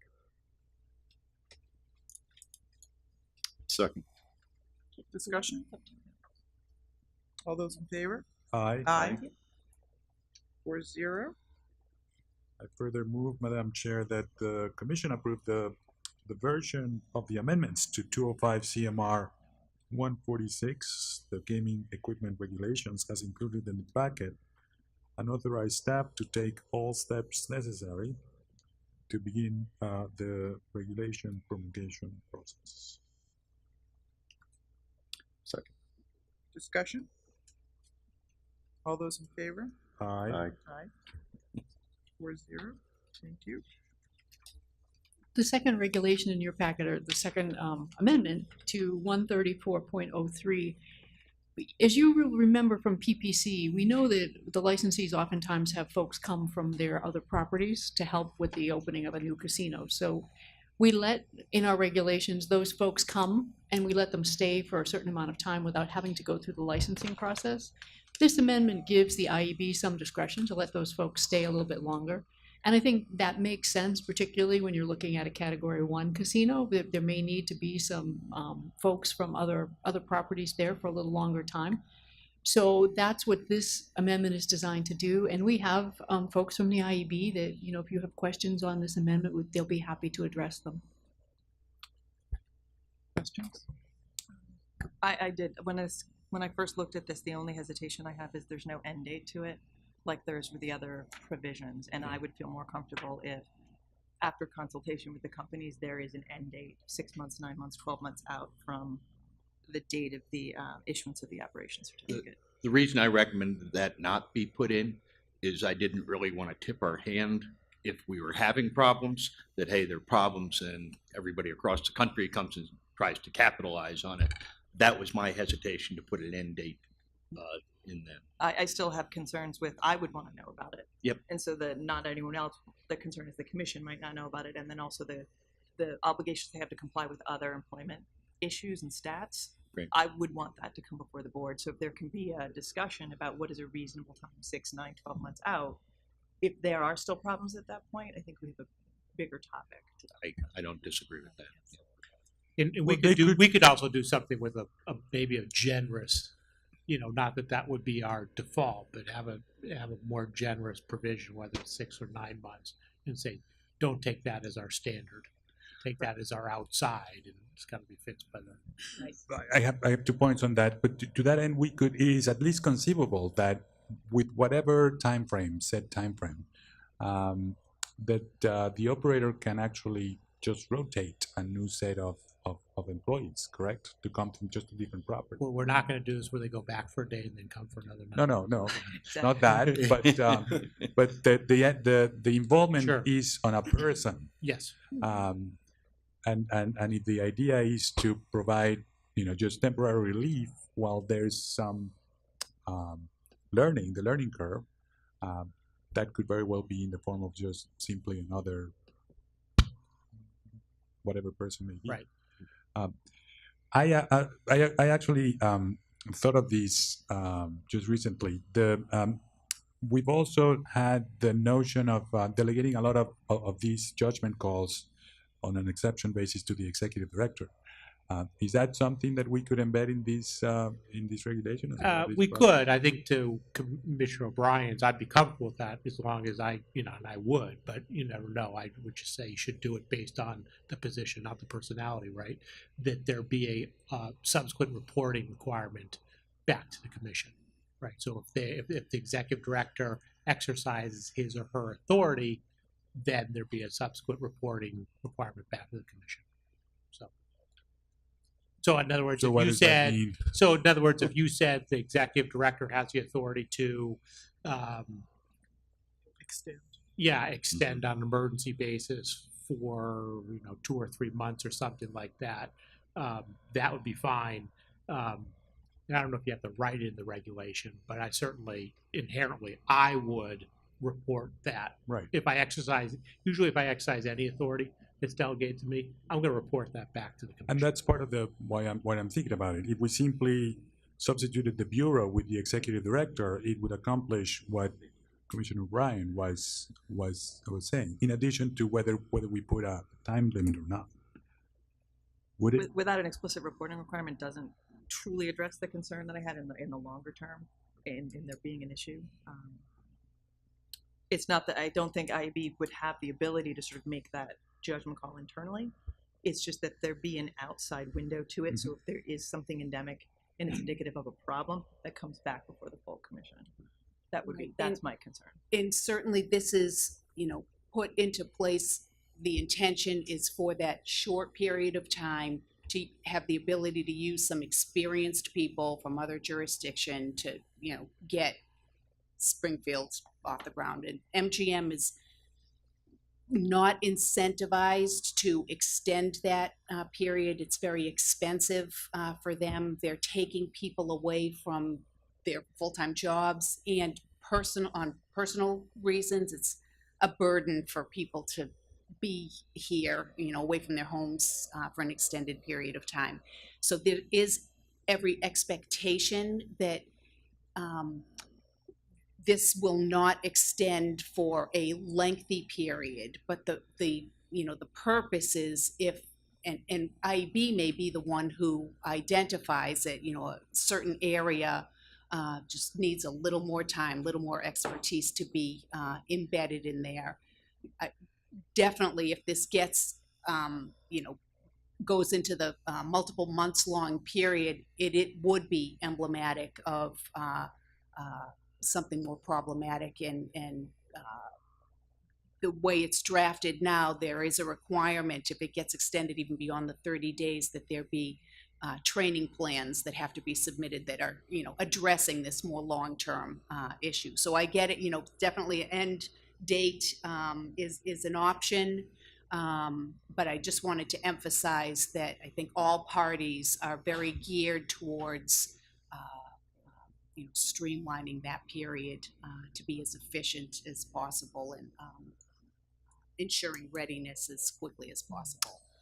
Just to explain what happened at Plain Ridge, Commissioner, there were some concerns in the opening about certain staff members who were not quite ready in a couple of areas. And so as part of allowing them to open on time, we made conditions that said you must keep experienced staff on for, we gave them a time period, a month, 60 days, I believe, I remember. So that was something, this alleviates that going into an opening condition, correct? Yeah, but I don't think that the concern, I share your concern, actually. The concern is not addressed. It's gratifying to learn that everybody has the best intentions, and these are professional people, but it doesn't address the open-ended nature, which is the fundamental concern. I would be fine putting a comfortable date, 6 months. I would imagine that if it's 6 months, we have something else in our hands. Right. Simply saying 6 months and have all the discretion that's already embedded in the current language to work things out. Is that a comfortable? Is that a comfortable? Yeah, my main concern is just not doing that announcement publicly. If it's notifying the commission and stuff, I'm fine with that. Yep. It's the public release of that. Yep. Well, the way this reads, if we simply embedded a 6-month period, So not to exceed. not to exceed 6 months, Right. we would probably accomplish all of what's being discussed here. That would satisfy my concerns.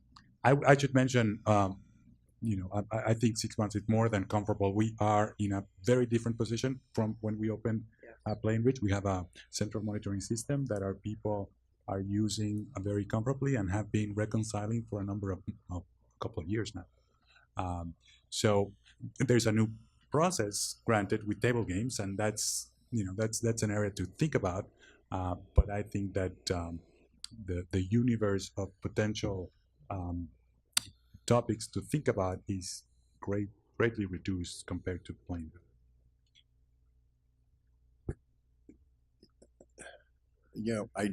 I appreciate the flexibility. I certainly appreciate Commissioner O'Brien's point about having an end date, but we're moving into a different phase that is somewhat different from Plainview. We have one licensee who has many more properties to draw from. We'll draw in several hundred, as we were hearing the other day. That licensee also has a lot of local hiring commitments that they need to keep. As it exists now, the Boston licensee has fewer properties to draw people from. So finding something that gives us some balance, gives us some flexibility, but has some end dates in mind, knowing that each licensee comes at this probably with a different approach. And again, our next licensee has a bigger facility, more operations, different types of operations in Plainridge Park. I like the idea of having some kind of sunset, giving us some flexibility to reopen it if we have to. We're extending time based on some of the various occupations, but looking out, the scenario is going to be different with these next two licensees as to what they're going to need and how they're going to be able to accomplish what some of their license conditions are. So balancing flexibility with some end dates, but with the opportunity to maybe extend those end dates for extenuating Well, circumstances. the end date is keyed off the date of the operation certificate. Is that close in time to when they would open? So the clock for the next licensee runs closer to when they're opening. Probably within a week. Right. Yeah. Sounds like we're comfortable with 6 months. Everyone thinks I'm that's fine with a 6 months, inserting 6 months that sunset provision here in these regulations. So I think we could vote. Subject to a renewal That for extenuating circumstances, but setting a target helps. So we can do one of two things. We can redraft it and bring it back so you can see it, which might make sense, or you can approve it subject to the addition of a 6-month end date. I think we could approve. It's up to you. What do you think? I'm okay with approving it for the With 6 months. subject to that change. To the language for a period not to exceed 6 months from the date of the operation certificate issuance. Mm-hmm. In fact, we're asking for it to be approved by emergency today, just because we're starting to get close. And for planning purposes, I think MGM would like to know that this is in place. Do we have that motion here? No, So we have the motion. The motion is not set up for an emergency approval, but if you just add that in Yep. there, I think that'll be fine.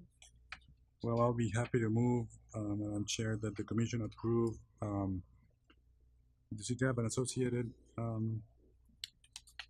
It has a small business Yes, impact it's a small statement business too with impact it, yes. Okay. That the commission approve by emergency the small business impact statement for the amendments to 205 CMR 134.03, the gaming service employee, no, That's correct. Yes, Yeah, yes. that's what. I'm sorry. 134.03, the gaming service employees, as included in the packet. Second. Discussion? Those in agreement? Aye. 4-0. And then I further move that the commission approve by emergency the version of the amendments to 205 CMR 134.03, and to include a provision that states a sunset provision of 6 months from the date of the operating certificates as discussed herein today, and authorize the staff to take all steps necessary to begin the regulation promulgation process. So, Discussion? Those in agreement? Aye. 4-0. Thank you. Thank you. Thank you. thank you. So I have good news and I don't know if it's bad news, but I have news, I guess. The agenda went a little quicker than we anticipated. Director Griffin is on her way back from a morning event, and based on what we thought was the timing, we told her and the folks with her to be here at 1 o'clock. So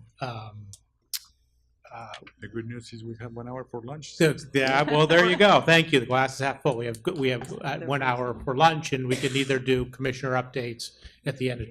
We have racing next. Well, and here's the thing is, I actually went to get Alex to be here, and I totally forgot about that. So we can do that, and then you'll know where we stand. So That's fine. Good.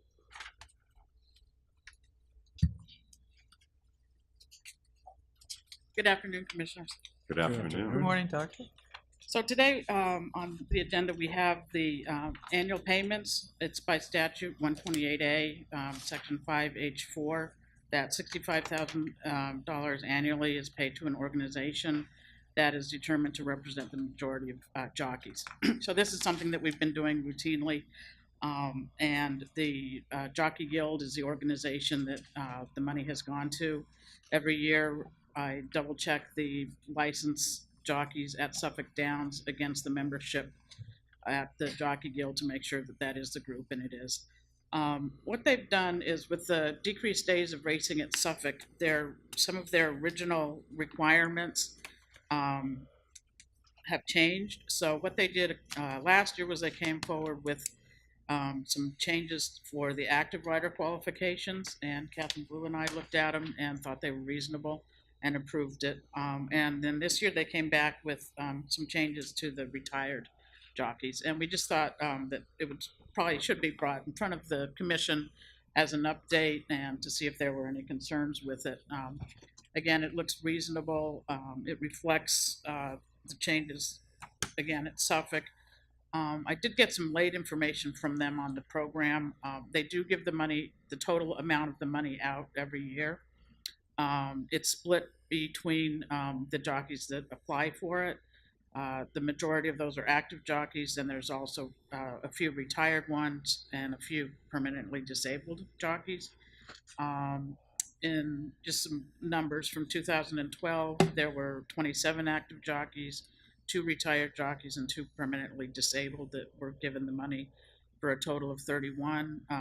Up to 2016, there were 17 active jockeys, 3 retired, and 4 permanently disabled for a total of 24. So each year, the total number of jockeys has gone down a little bit, which I think reflects the decreased racing of the thoroughbreds. So the amount per jockey, it's split evenly among these jockeys, and the amounts vary from a little over 2,000 in 2012 to around 2,700 in 2016. And what they do is these are to be used for healthcare costs, and they have the jockeys provide the information to them that they have spent it on these costs. Do you have any questions? And Director, yeah, remind us the amounts are set in statute? Yes. Is that correct? Yes. And in 128A, Section 5H4, as you state here, as included here? Yes. So the variability is on the number of people that qualify from year to year, or has there been variability in these numbers by statute? I'm just curious. It varies by who's eligible. Who's eligible? Yeah.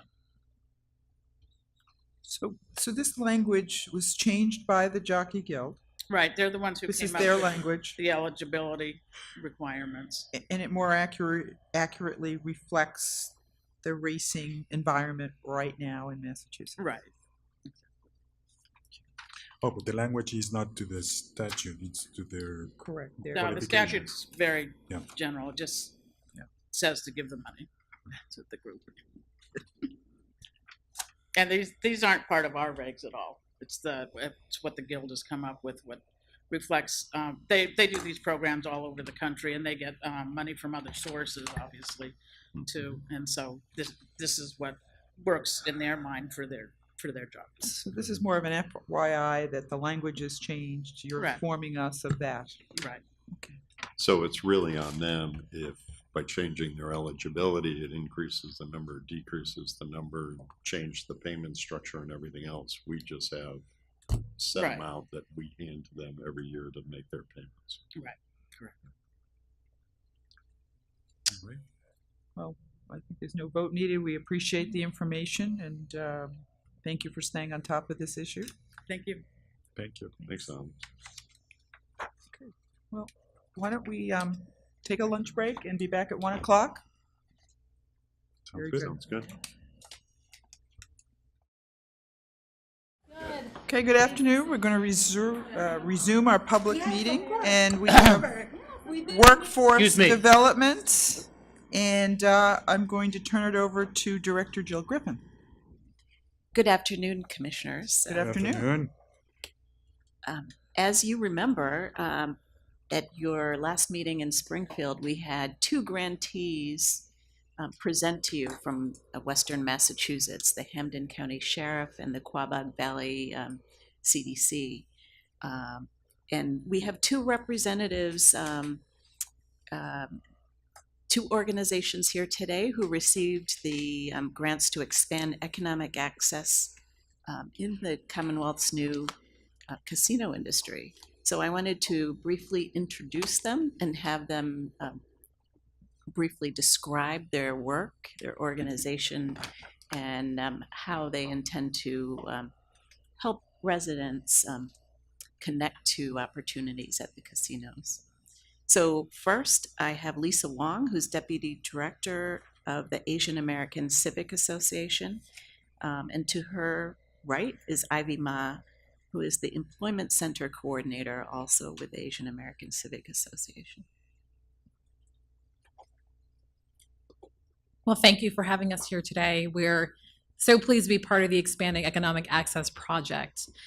So we're going to tell you a little bit about Asian American Civic Association, our particular model and approach, and then talk specifically about what we're proposing to do in the next few months. So the Asian American Civic Association has actually been around for over 50 years. We're the oldest social service agency in Chinatown. But since then, we have grown and innovative pretty dramatically, especially in the workforce and employment centers.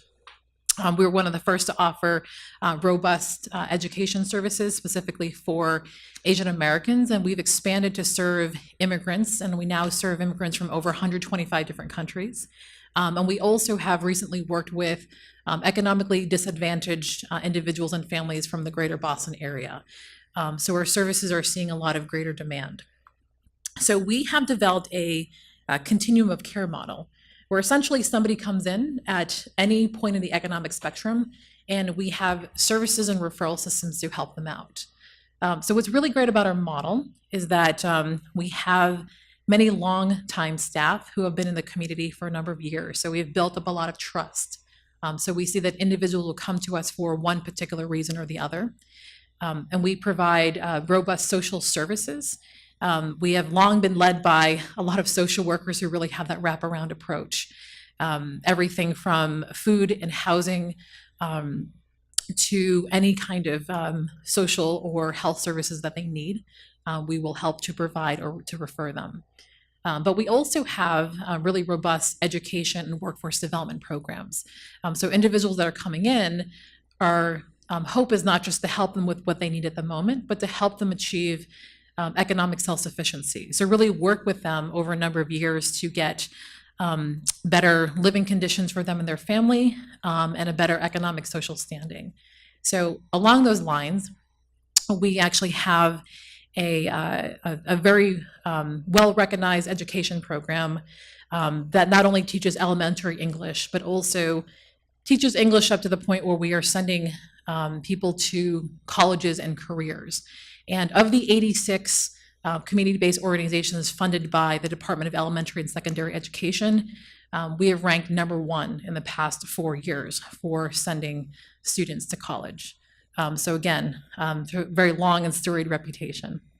We also have expanded and developed about a dozen other different programs that I'm not going to get into, but a number of these programs we have integrated into our grant application, and we'll utilize these programs to help bring these economic possibilities that the casino will provide to immigrants, women, the Asian American community, and economically disadvantaged individuals and families in the greater Boston area.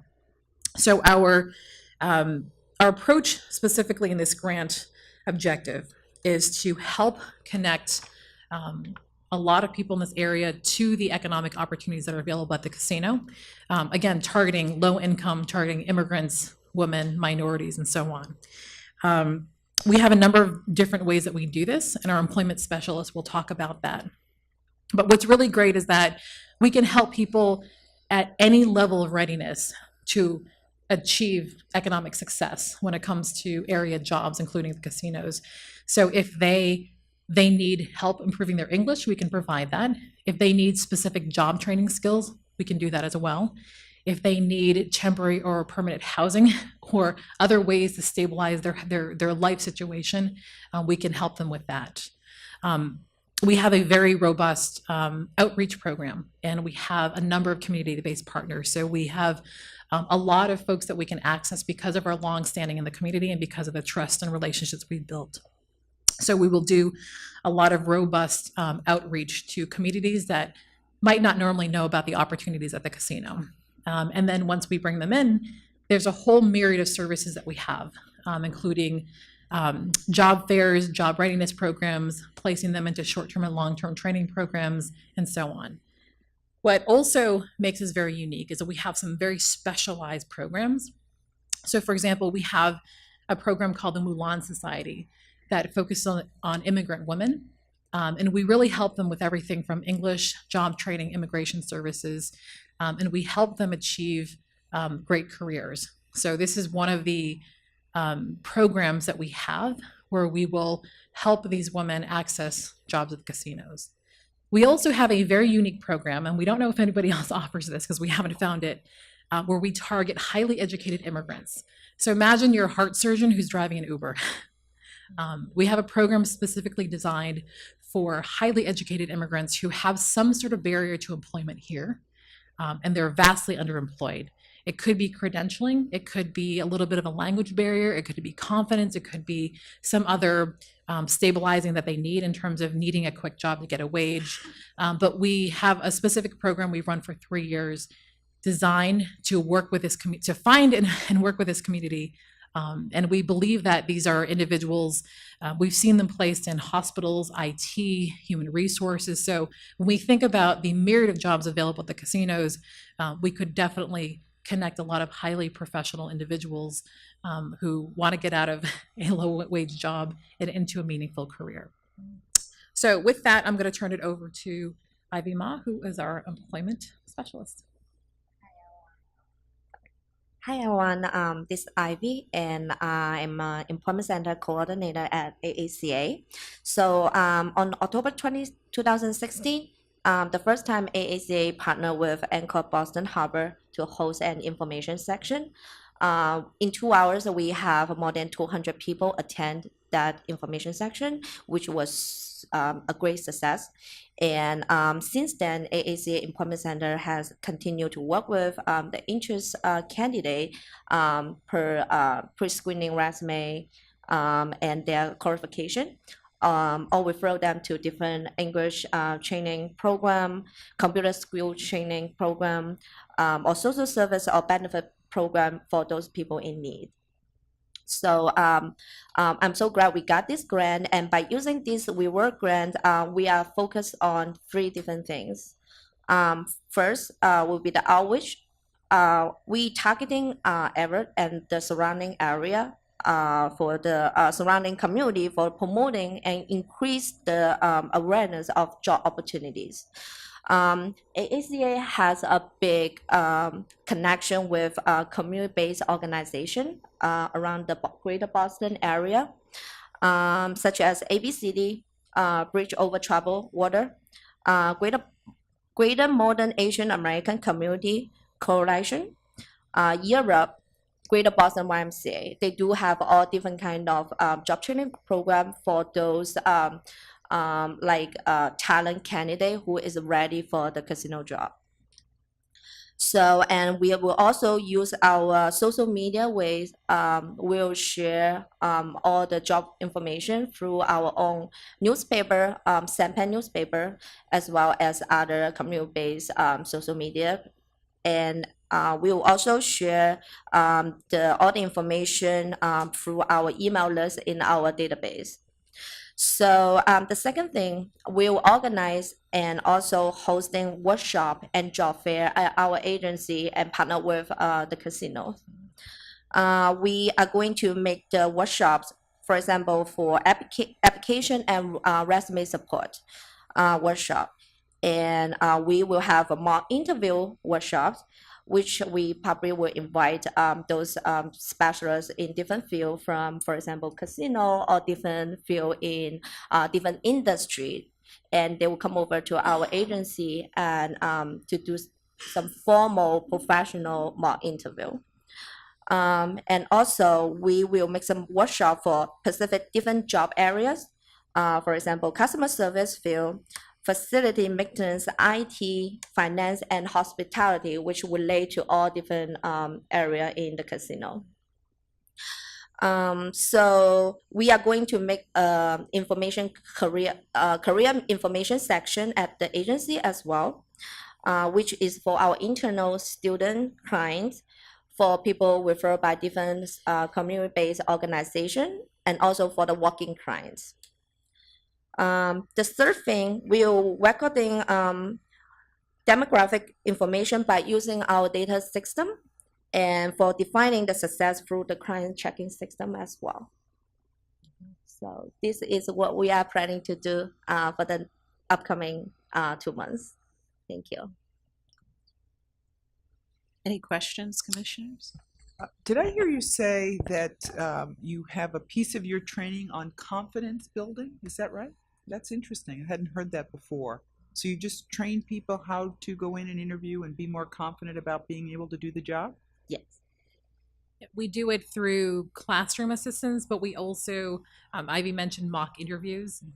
So we will actually bring our students into our partner agencies, you know, where they have to practice dressing up and actually going through mock interviews. But what's great is that they get feedback afterwards. So practice makes perfect. Right. Well, it occurs to me that if they haven't already, the licensee in Everett, the Encore, would be very interested in some of the population that you service, not just with Asian or language different, a diversity of language backgrounds, but also the other program that you have relative to high skill. Given their approach or their model, they are expecting they're expecting to attract a number of international players, some of them Asian, and that's a big focus of their business model. And I know that this would be a of great interest to them, those populations that you mentioned. So I think it's very exciting to hear about the work that you do. Any other questions? No. Thank you. Keep up the good work. Thank you. Thank you. Thank you so much. And we've spoken informally about the potential of the Gaming Commission participating in these mock interviews. So I'll keep you posted. Can we take those? Thank you so much. And I also have invited Gladys Vega, who is here from the Chelsea Collaborative. I'm going to invite her up to the mic. Now, the Chelsea Collaborative has partnered with another organization in Everett called La Comunidad. So Gladys is representing both organizations today. Unfortunately, Antonio Amaya, something has come up and he wasn't able to make it here. So my name is Gladys Vega. I'm the Executive Director of the Chelsea. Okay, gracias. Buenas tardes. My name is Gladys Vega. I am the Executive Director of the Chelsea Collaborative. I am delighted to be here, and I'm delighted to see the role that you have played in this process that is so new to people in this Commonwealth. I just want to add that in the role that we would be playing in terms of Everett and Chelsea, it would be pretty much to diversify our workforce. We have an organization at the Chelsea. So first, we created La Comunidad in Everett. So we were that incubator model that created La Comunidad because there was not a Latino-led organization in the city of Everett. There, and many of our families were moving to Lynn, to East Boston, or Everett. So when that opportunity came about, we gave them a little bit of funding and created a board of directors, etc., so that they would have their own organization. And that's how La Comunidad was created, by our organization. The Chelsea Collaborative has a history of creating new programs. One of the programs that we created was a year-round employment program amongst youth. And it was basically youth from the age of 14 to when they were, if they were champion youth, to the age of 23. And 23 champion youth would be children that society may not give them a chance because they were youth with disability, and we gave an opportunity. And we had to sort of like focus on hard skills and soft skills. So what we are thinking about doing, and what we've been doing in the past 3 years more, is focusing on adults. Our youth have been able to sort of like find jobs. We have 11 young people that are in the police department and 7 of them in the fire department. We have youth that are in the aquarium, but we employ approximately 250 young people. When they turn 18, our hope is to track down that whole database system that we have on them and do these fairs and invite people to our city, back to our city, if they still live in Chelsea, inviting to join and to create their portfolios. I mean, many of these young people are now adults. Many of them have other jobs, and many of them can be like the most amazing candidates for, you know, a job at the casino. We are working in terms of the workforce type of training that we're doing. We're doing ESL. We're making sure that those people that are have the potential to be legal residents, we're doing all their immigration documentation work. We have that system in the Chelsea Collaborative. We also are providing computer classes, and very detailed computer classes that allow them to be able to sort of like do the whole smart skills program that the casinos having, because we know that they have to go through the whole process. But in addition to them, we're incorporating a lot of the facetas or the phases that we would use for the youth, like create a resume, how to interview for success, how to dress for success, everything that we use for those young folks, we're using it for the adults, because at times many of our folks come from countries where they had a profession, they don't have it over here, and once they become once they're able to speak English and be able to sort of like apply for these jobs, we want them to be ready to do so. The Chelsea Collaborative is the only Latino-led organization in the city of Chelsea. We've been doing youth employment for the past 20 years. It's our time now to move into workforce development in a very sophisticated way, because it would be, the way we see it is that our families come through our door, we identify their need, and we provide wraparound services. including, like, if you are ready to go back to work after being a mom for, a couple of years at home, now what do you need to do in terms of daycare? Where do you place your kids in daycare that is reliable so that you can have a job where you're not missing work? So we have, for the youth, we have a portfolio of 195 pages that they have to go through by the end of the 8-week program.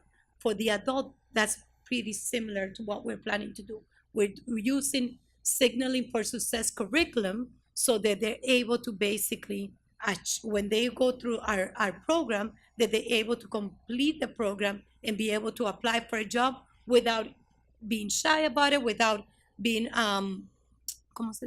conscious about their skills, that they're very, very secure when they doing this type of interviews. I think that one of the things that we want to be able to see is that when we walk into the casino, we want to see the faces of the community where the casino is. Like, we want to make sure that the workforce is not brought from so much outside, because there's a wealth of skills in Massachusetts, and our people should be getting those jobs. So that's what we aim at. We have done a lot of fairs in the construction phase of the casino. My organization has been involved in the past 5 years with the unions to make sure that a lot of people got those jobs back then. But now we're like very involved and want to continue to be involved in making sure that Everett, as a community that is so impacted by the casino, that those folks get their jobs, they get the skills that they need. And we have pretty much, I say, like 9 months to prep our groups and stuff and make sure they're completely ready and rapidly available for success. So that's our hope. Our hope is that between the two communities, we continue to work together to make sure that our folks are ready to go and they are hireable, and that they their jobs are right in their neighborhoods, rather than traveling to Boston and spending money on gas, parking, and all that. That they can literally walk to the casino and have a job that pays well, that gives them opportunity. That's also to be promoted. There's not many places where you work that you can see yourself in another position. The casino offers that, and that's why we're delighted of this opportunity. So, muchísimas gracias. Thank you for funding our project. Thank you for having me. If you have any questions, feel free to ask me. Yeah, thank you for those remarks. Could you speak a little bit to some of the successes that you've had in the construction phase? You mentioned them briefly. So in the construction phase, it was very hard for the carpenters to think about when the casino came on board, right? We worked very closely with the Carpenters Union. We created a Latino group at the Carpenters Union because we felt that that a lot of people at that time were not really employed. There were a lot of people that were 5 years ago, we didn't have that much development going on as much as now. So we wanted to make sure that the people that were in the apprenticeship programs that we got from Chelsea, Everett, and Boston, because we also did Boston, that they would immediately be going through the training with the Carpenters Union so that they would hire. So the Carpenters Union hired new carpenters that immediately were in the apprenticeship program. They graduated. They hired them and they placed them at the casino.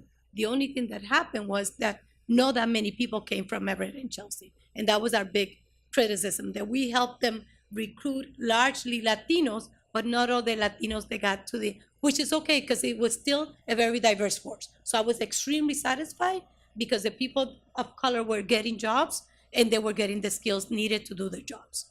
So on that one, I would say that if there's any lesson learned from that one, that is why I'm here because we didn't get to hire as many people as we wanted from Everett and Chelsea in the Carpenters Union in particular. Well, I know that's also a focus of this commission and the licensees. Yeah. Importantly, they have these very strict goals relative to local hiring, and these are important commitments. So we're all watching, and it all means we're watching the efforts in upstream, as they say, not just in the results. So thank you for that. Yeah, and once again, we're grateful that you're keeping full oversight of it. And we're delighted that we have a company that is providing jobs in Massachusetts because many other companies are leaving, right? So it's very important that these jobs remain for Chelsea and for Everett and for the 6 communities impacted by the casino. So muchísimas gracias. I think it's exciting that both you and the AACA have focused in on this interview preparation. We hear constantly from our licensees, it somewhat does not matter the skills and the work experience that you're bringing with you. They're looking for somebody who's in front of them that makes eye contact, smiles, you know, it's the hospitality business, it's the presentation. So I applaud both of you for thinking about that and being proactive and trying to make sure that your residents are best prepared for that crucial interview when it happens. We just talked about confidence. Is that with the interview prep? Is that part of what you do? Is Yes. so people can visualize themselves in a job like one of these jobs? Yes, yes. So for example, when we do the summer youth employment program, I didn't hire in 14.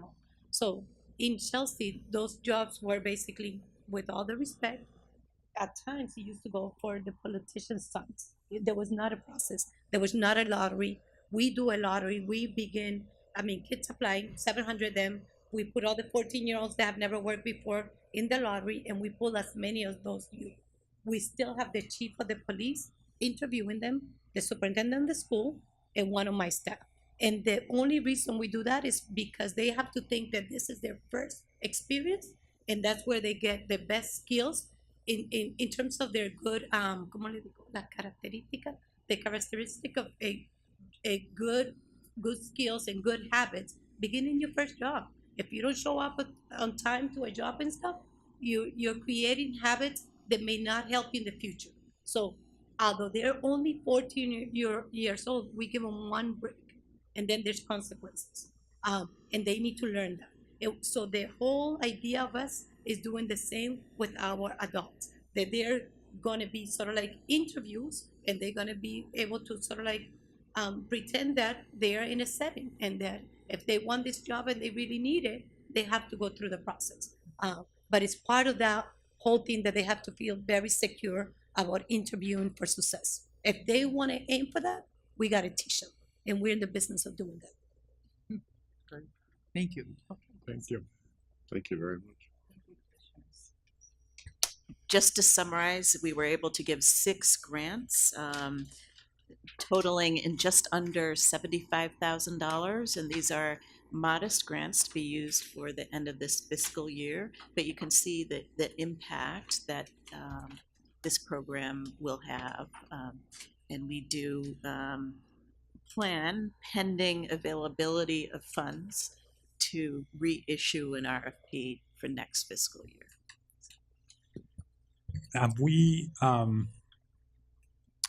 When will the guidelines for the community mitigation fund will come before us again So the guidelines for the next year? for the next year? They will come in the fall. The idea is generally we get you to approve them before December of the end of the year. So around the time we finish giving out all the awards, we start drafting the guidelines again, and we bring them before you a couple of times. Right. Because I think we, the approach we've done before in terms of funding certain workforce development grants out of the mitigation fund were great. They were in the notion of a pilot program, and they were, greater than this, but small in terms of the number of recipients. One of the things that we ought to consider is, expanding that effort towards more of these smaller but wide-ranging efforts that could also have a very important impact. Yeah, as you know, the Community Mitigation Fund applicant needs to be a government entity, but I think there is a way to perhaps encourage collaboration with the government entity and some of these more grassroots organizations. So. Yeah, I think we've seen that this year. There was a lot of collaboration and partnership to kind of leverage assistance and resources. Very good. Great. Great. Great story. Thank you, Thanks. Director, for bringing forth some of the grant recipients, and love their passion and dedication. Great, thank you. Thank you. Thank you. Okay. Do we Madam have- Chair, before you go to commissioner updates, if I could just circle back to my administrative general update, there's an anticipated item I have, which is we didn't anticipate the Senate coming out with their budget and then scheduling their process quickly, in fact, before we have a next public meeting. In the past, the commission has delegated, I think unofficially, to the chair, Chairman Crosby, the responsibility of communicating with the legislature. And there are a number of items in the Senate's Ways and Means budget about horse racing that we probably will want to have some communication with the legislature on. So I'm just going to suggest, in his absence, I don't think this will be a big surprise, that Chairman Crosby, and I think we all sort of are on the same page about the Horse Race Development Fund, communicate, if necessary, with the legislature in the next couple weeks, because that would happen, as I said, before our next public meeting.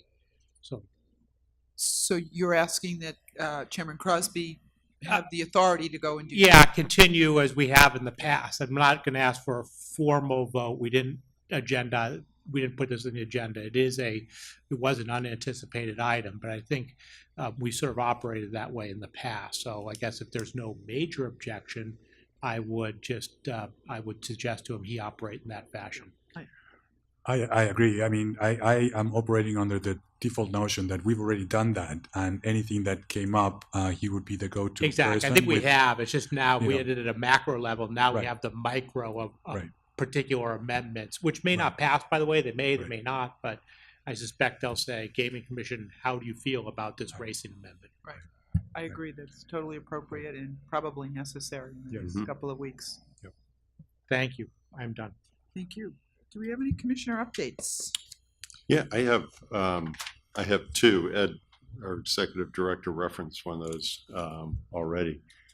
We did have the opportunity on Tuesday to go out to Springfield and see the first of many mass hiring events that MGM is hosting. It's an interesting process, as we've been talking about interviewing and kind of getting through a process for a job candidate. But they were scheduling interview blocks every hour. Sometimes the applicant would have the opportunity to pick what time slot they wanted so it could fit with their work schedule. They start off with a very upbeat welcome, show the ad you've probably seen on TV with the thundering drums. And then you are taken out with your counterparts interviewing for the various job groupings, be it cage, be it security, be it food and beverage. They go through interviews. If they complete that step, they go to meet with some members of the executive team. They get past that step, they go upstairs, they fill out some paperwork, they get a job offer, they get drug tested, and then they go into what they call the celebration room, which is as a DJ. Ed did a little dancing. Candy, sign a banner, take a picture to get your employment news out to your friends via social media. So they were hoping, I think at the end, correct me if I'm wrong, at the end of Tuesday, hopefully walk away with 300 to 400 job offers being made for any number of positions. 40% of the folks that were coming that day were all Springfield residents. If for some reason you missed your time slot or missed your appointment, you were getting a follow-up call from MGM, especially to Springfield residents because of the priority placed on local hiring, to say, hey, we missed you, where were you? Make sure you get into another time slot. And obviously MGM, for people that didn't make it all the way through the process, they're encouraged to go back and look at the jobs compendium, think about other positions they might be interested in. Some might need a little bit of training to get them over that next hurdle. But all in all, it was a good day. It was an interesting process. We saw some of the food and beverage talent having to go through slicing up an onion. I realized I've been doing it wrong all these years, but It was interesting to see a job interview location with a big 50-pound bag of onions waiting to get sliced and diced. But overall, I think the MGM team was happy with kind of how the first mass hiring event went. They have others scheduled over the next couple months. July will be a big, big one. But overall, I think it went well. Yeah, and I think this was, you know, and relatively speaking, this was a moderate-sized one. So they're really gearing up for the ones where they have thousands of people coming through in, you know, 3 or 4 days. So how long does it take for somebody to make it through Yeah. through that process? And it occurs to me that it's a assembly style. They get different groups Right. through the different. It's about 2 hours to complete the whole cycle if you're going all the way through to the end. Does that include your time in the celebration room? You know, could it be extended if you want to hang out there a little bit longer? But it was, you know, it's great to see MGM team members kind of located throughout. And as we came up the escalator, they were told to cheer for whoever comes up the escalator. Had they known it was us, they might have had a different approach. But it's that. I thought I heard It's that- I thought I heard a slight hiss, but I think that was me. not you. But it was great. One other note, we also had an Access and Opportunity Committee meeting out in Springfield. As construction work kind of comes to an end in Springfield. But there was an interesting number that got thrown out during MGM's presentation, and that was the number 400. They have had over 400 apprentices in the building trades working on the MGM project, which to me was mind-blowing. And, you know, certainly shows both MGM and their contractors' commitment to engage diversity and engage people that might be new to the construction career, but it's also a shout out to the building trades to making sure their apprentices were part of the project. So another one-off good news story. Is there a way to find out eventually how many of those apprentices associated with MGM, with the MGM construction, end up being, you know, journeymen or journeywomen, whatever, or, you know, I think it's permanent certainly, members? I think it's certainly data we could drill into and see what, as MGM always reminds us, we're running a little bit out of leverage in terms of what we ask as the project winds down. But I think there's a way to go back and try to get that maybe building trade by building trade. But I think that'd be, to your point, I think another good success story. Absolutely. Thanks, great report. Anything else? I'll just say real briefly that Mark and I, Director Vanderlinden, met a delegation from Japan in the last conference that we attended, who is now interested in coming to see Massachusetts. These people are the ones at the forefront of the responsible gaming equivalent, the Council on Problem Gambling equivalent in Japan, and are very much interested in learning, well, they have learned quite a bit about Play My Way, Game Sense, and the responsible gaming framework that we were just talking about here today. I think they're following, we correspond with them over email, and we've noticed similarities in our approach in terms of learning as much as they can prior to the actual licensing or construction of the integrated resorts over there about practices elsewhere. And the good news in my view is that we are recognized, we continue to be recognized as, in the United States, pushing the envelope a little bit in the area of responsible gaming. In terms of the initiatives that we have, like Play My Way, which continues to get a lot of traction and interest from other jurisdictions. So they'll be coming here, and we might be able to actually, some of you might be able to meet them. It's great. Look forward to that. Conferences that I've attended, both internationally and in the United States, that's always a topic people want to talk to me about as well. So we do have that reputation as being in the forefront, and so that's always nice to be able to talk about our programs. Well, and we had either consultants or the Japanese government that came here to learn about our licensing process. I mean, stepping up the statute and giving local control. So we, to Commissioner Zuniga's point, have been a role model in more than one piece of our work. Good. Anything else? Do we have a motion? So moved. Second. Okay. We are officially adjourned. Thank you.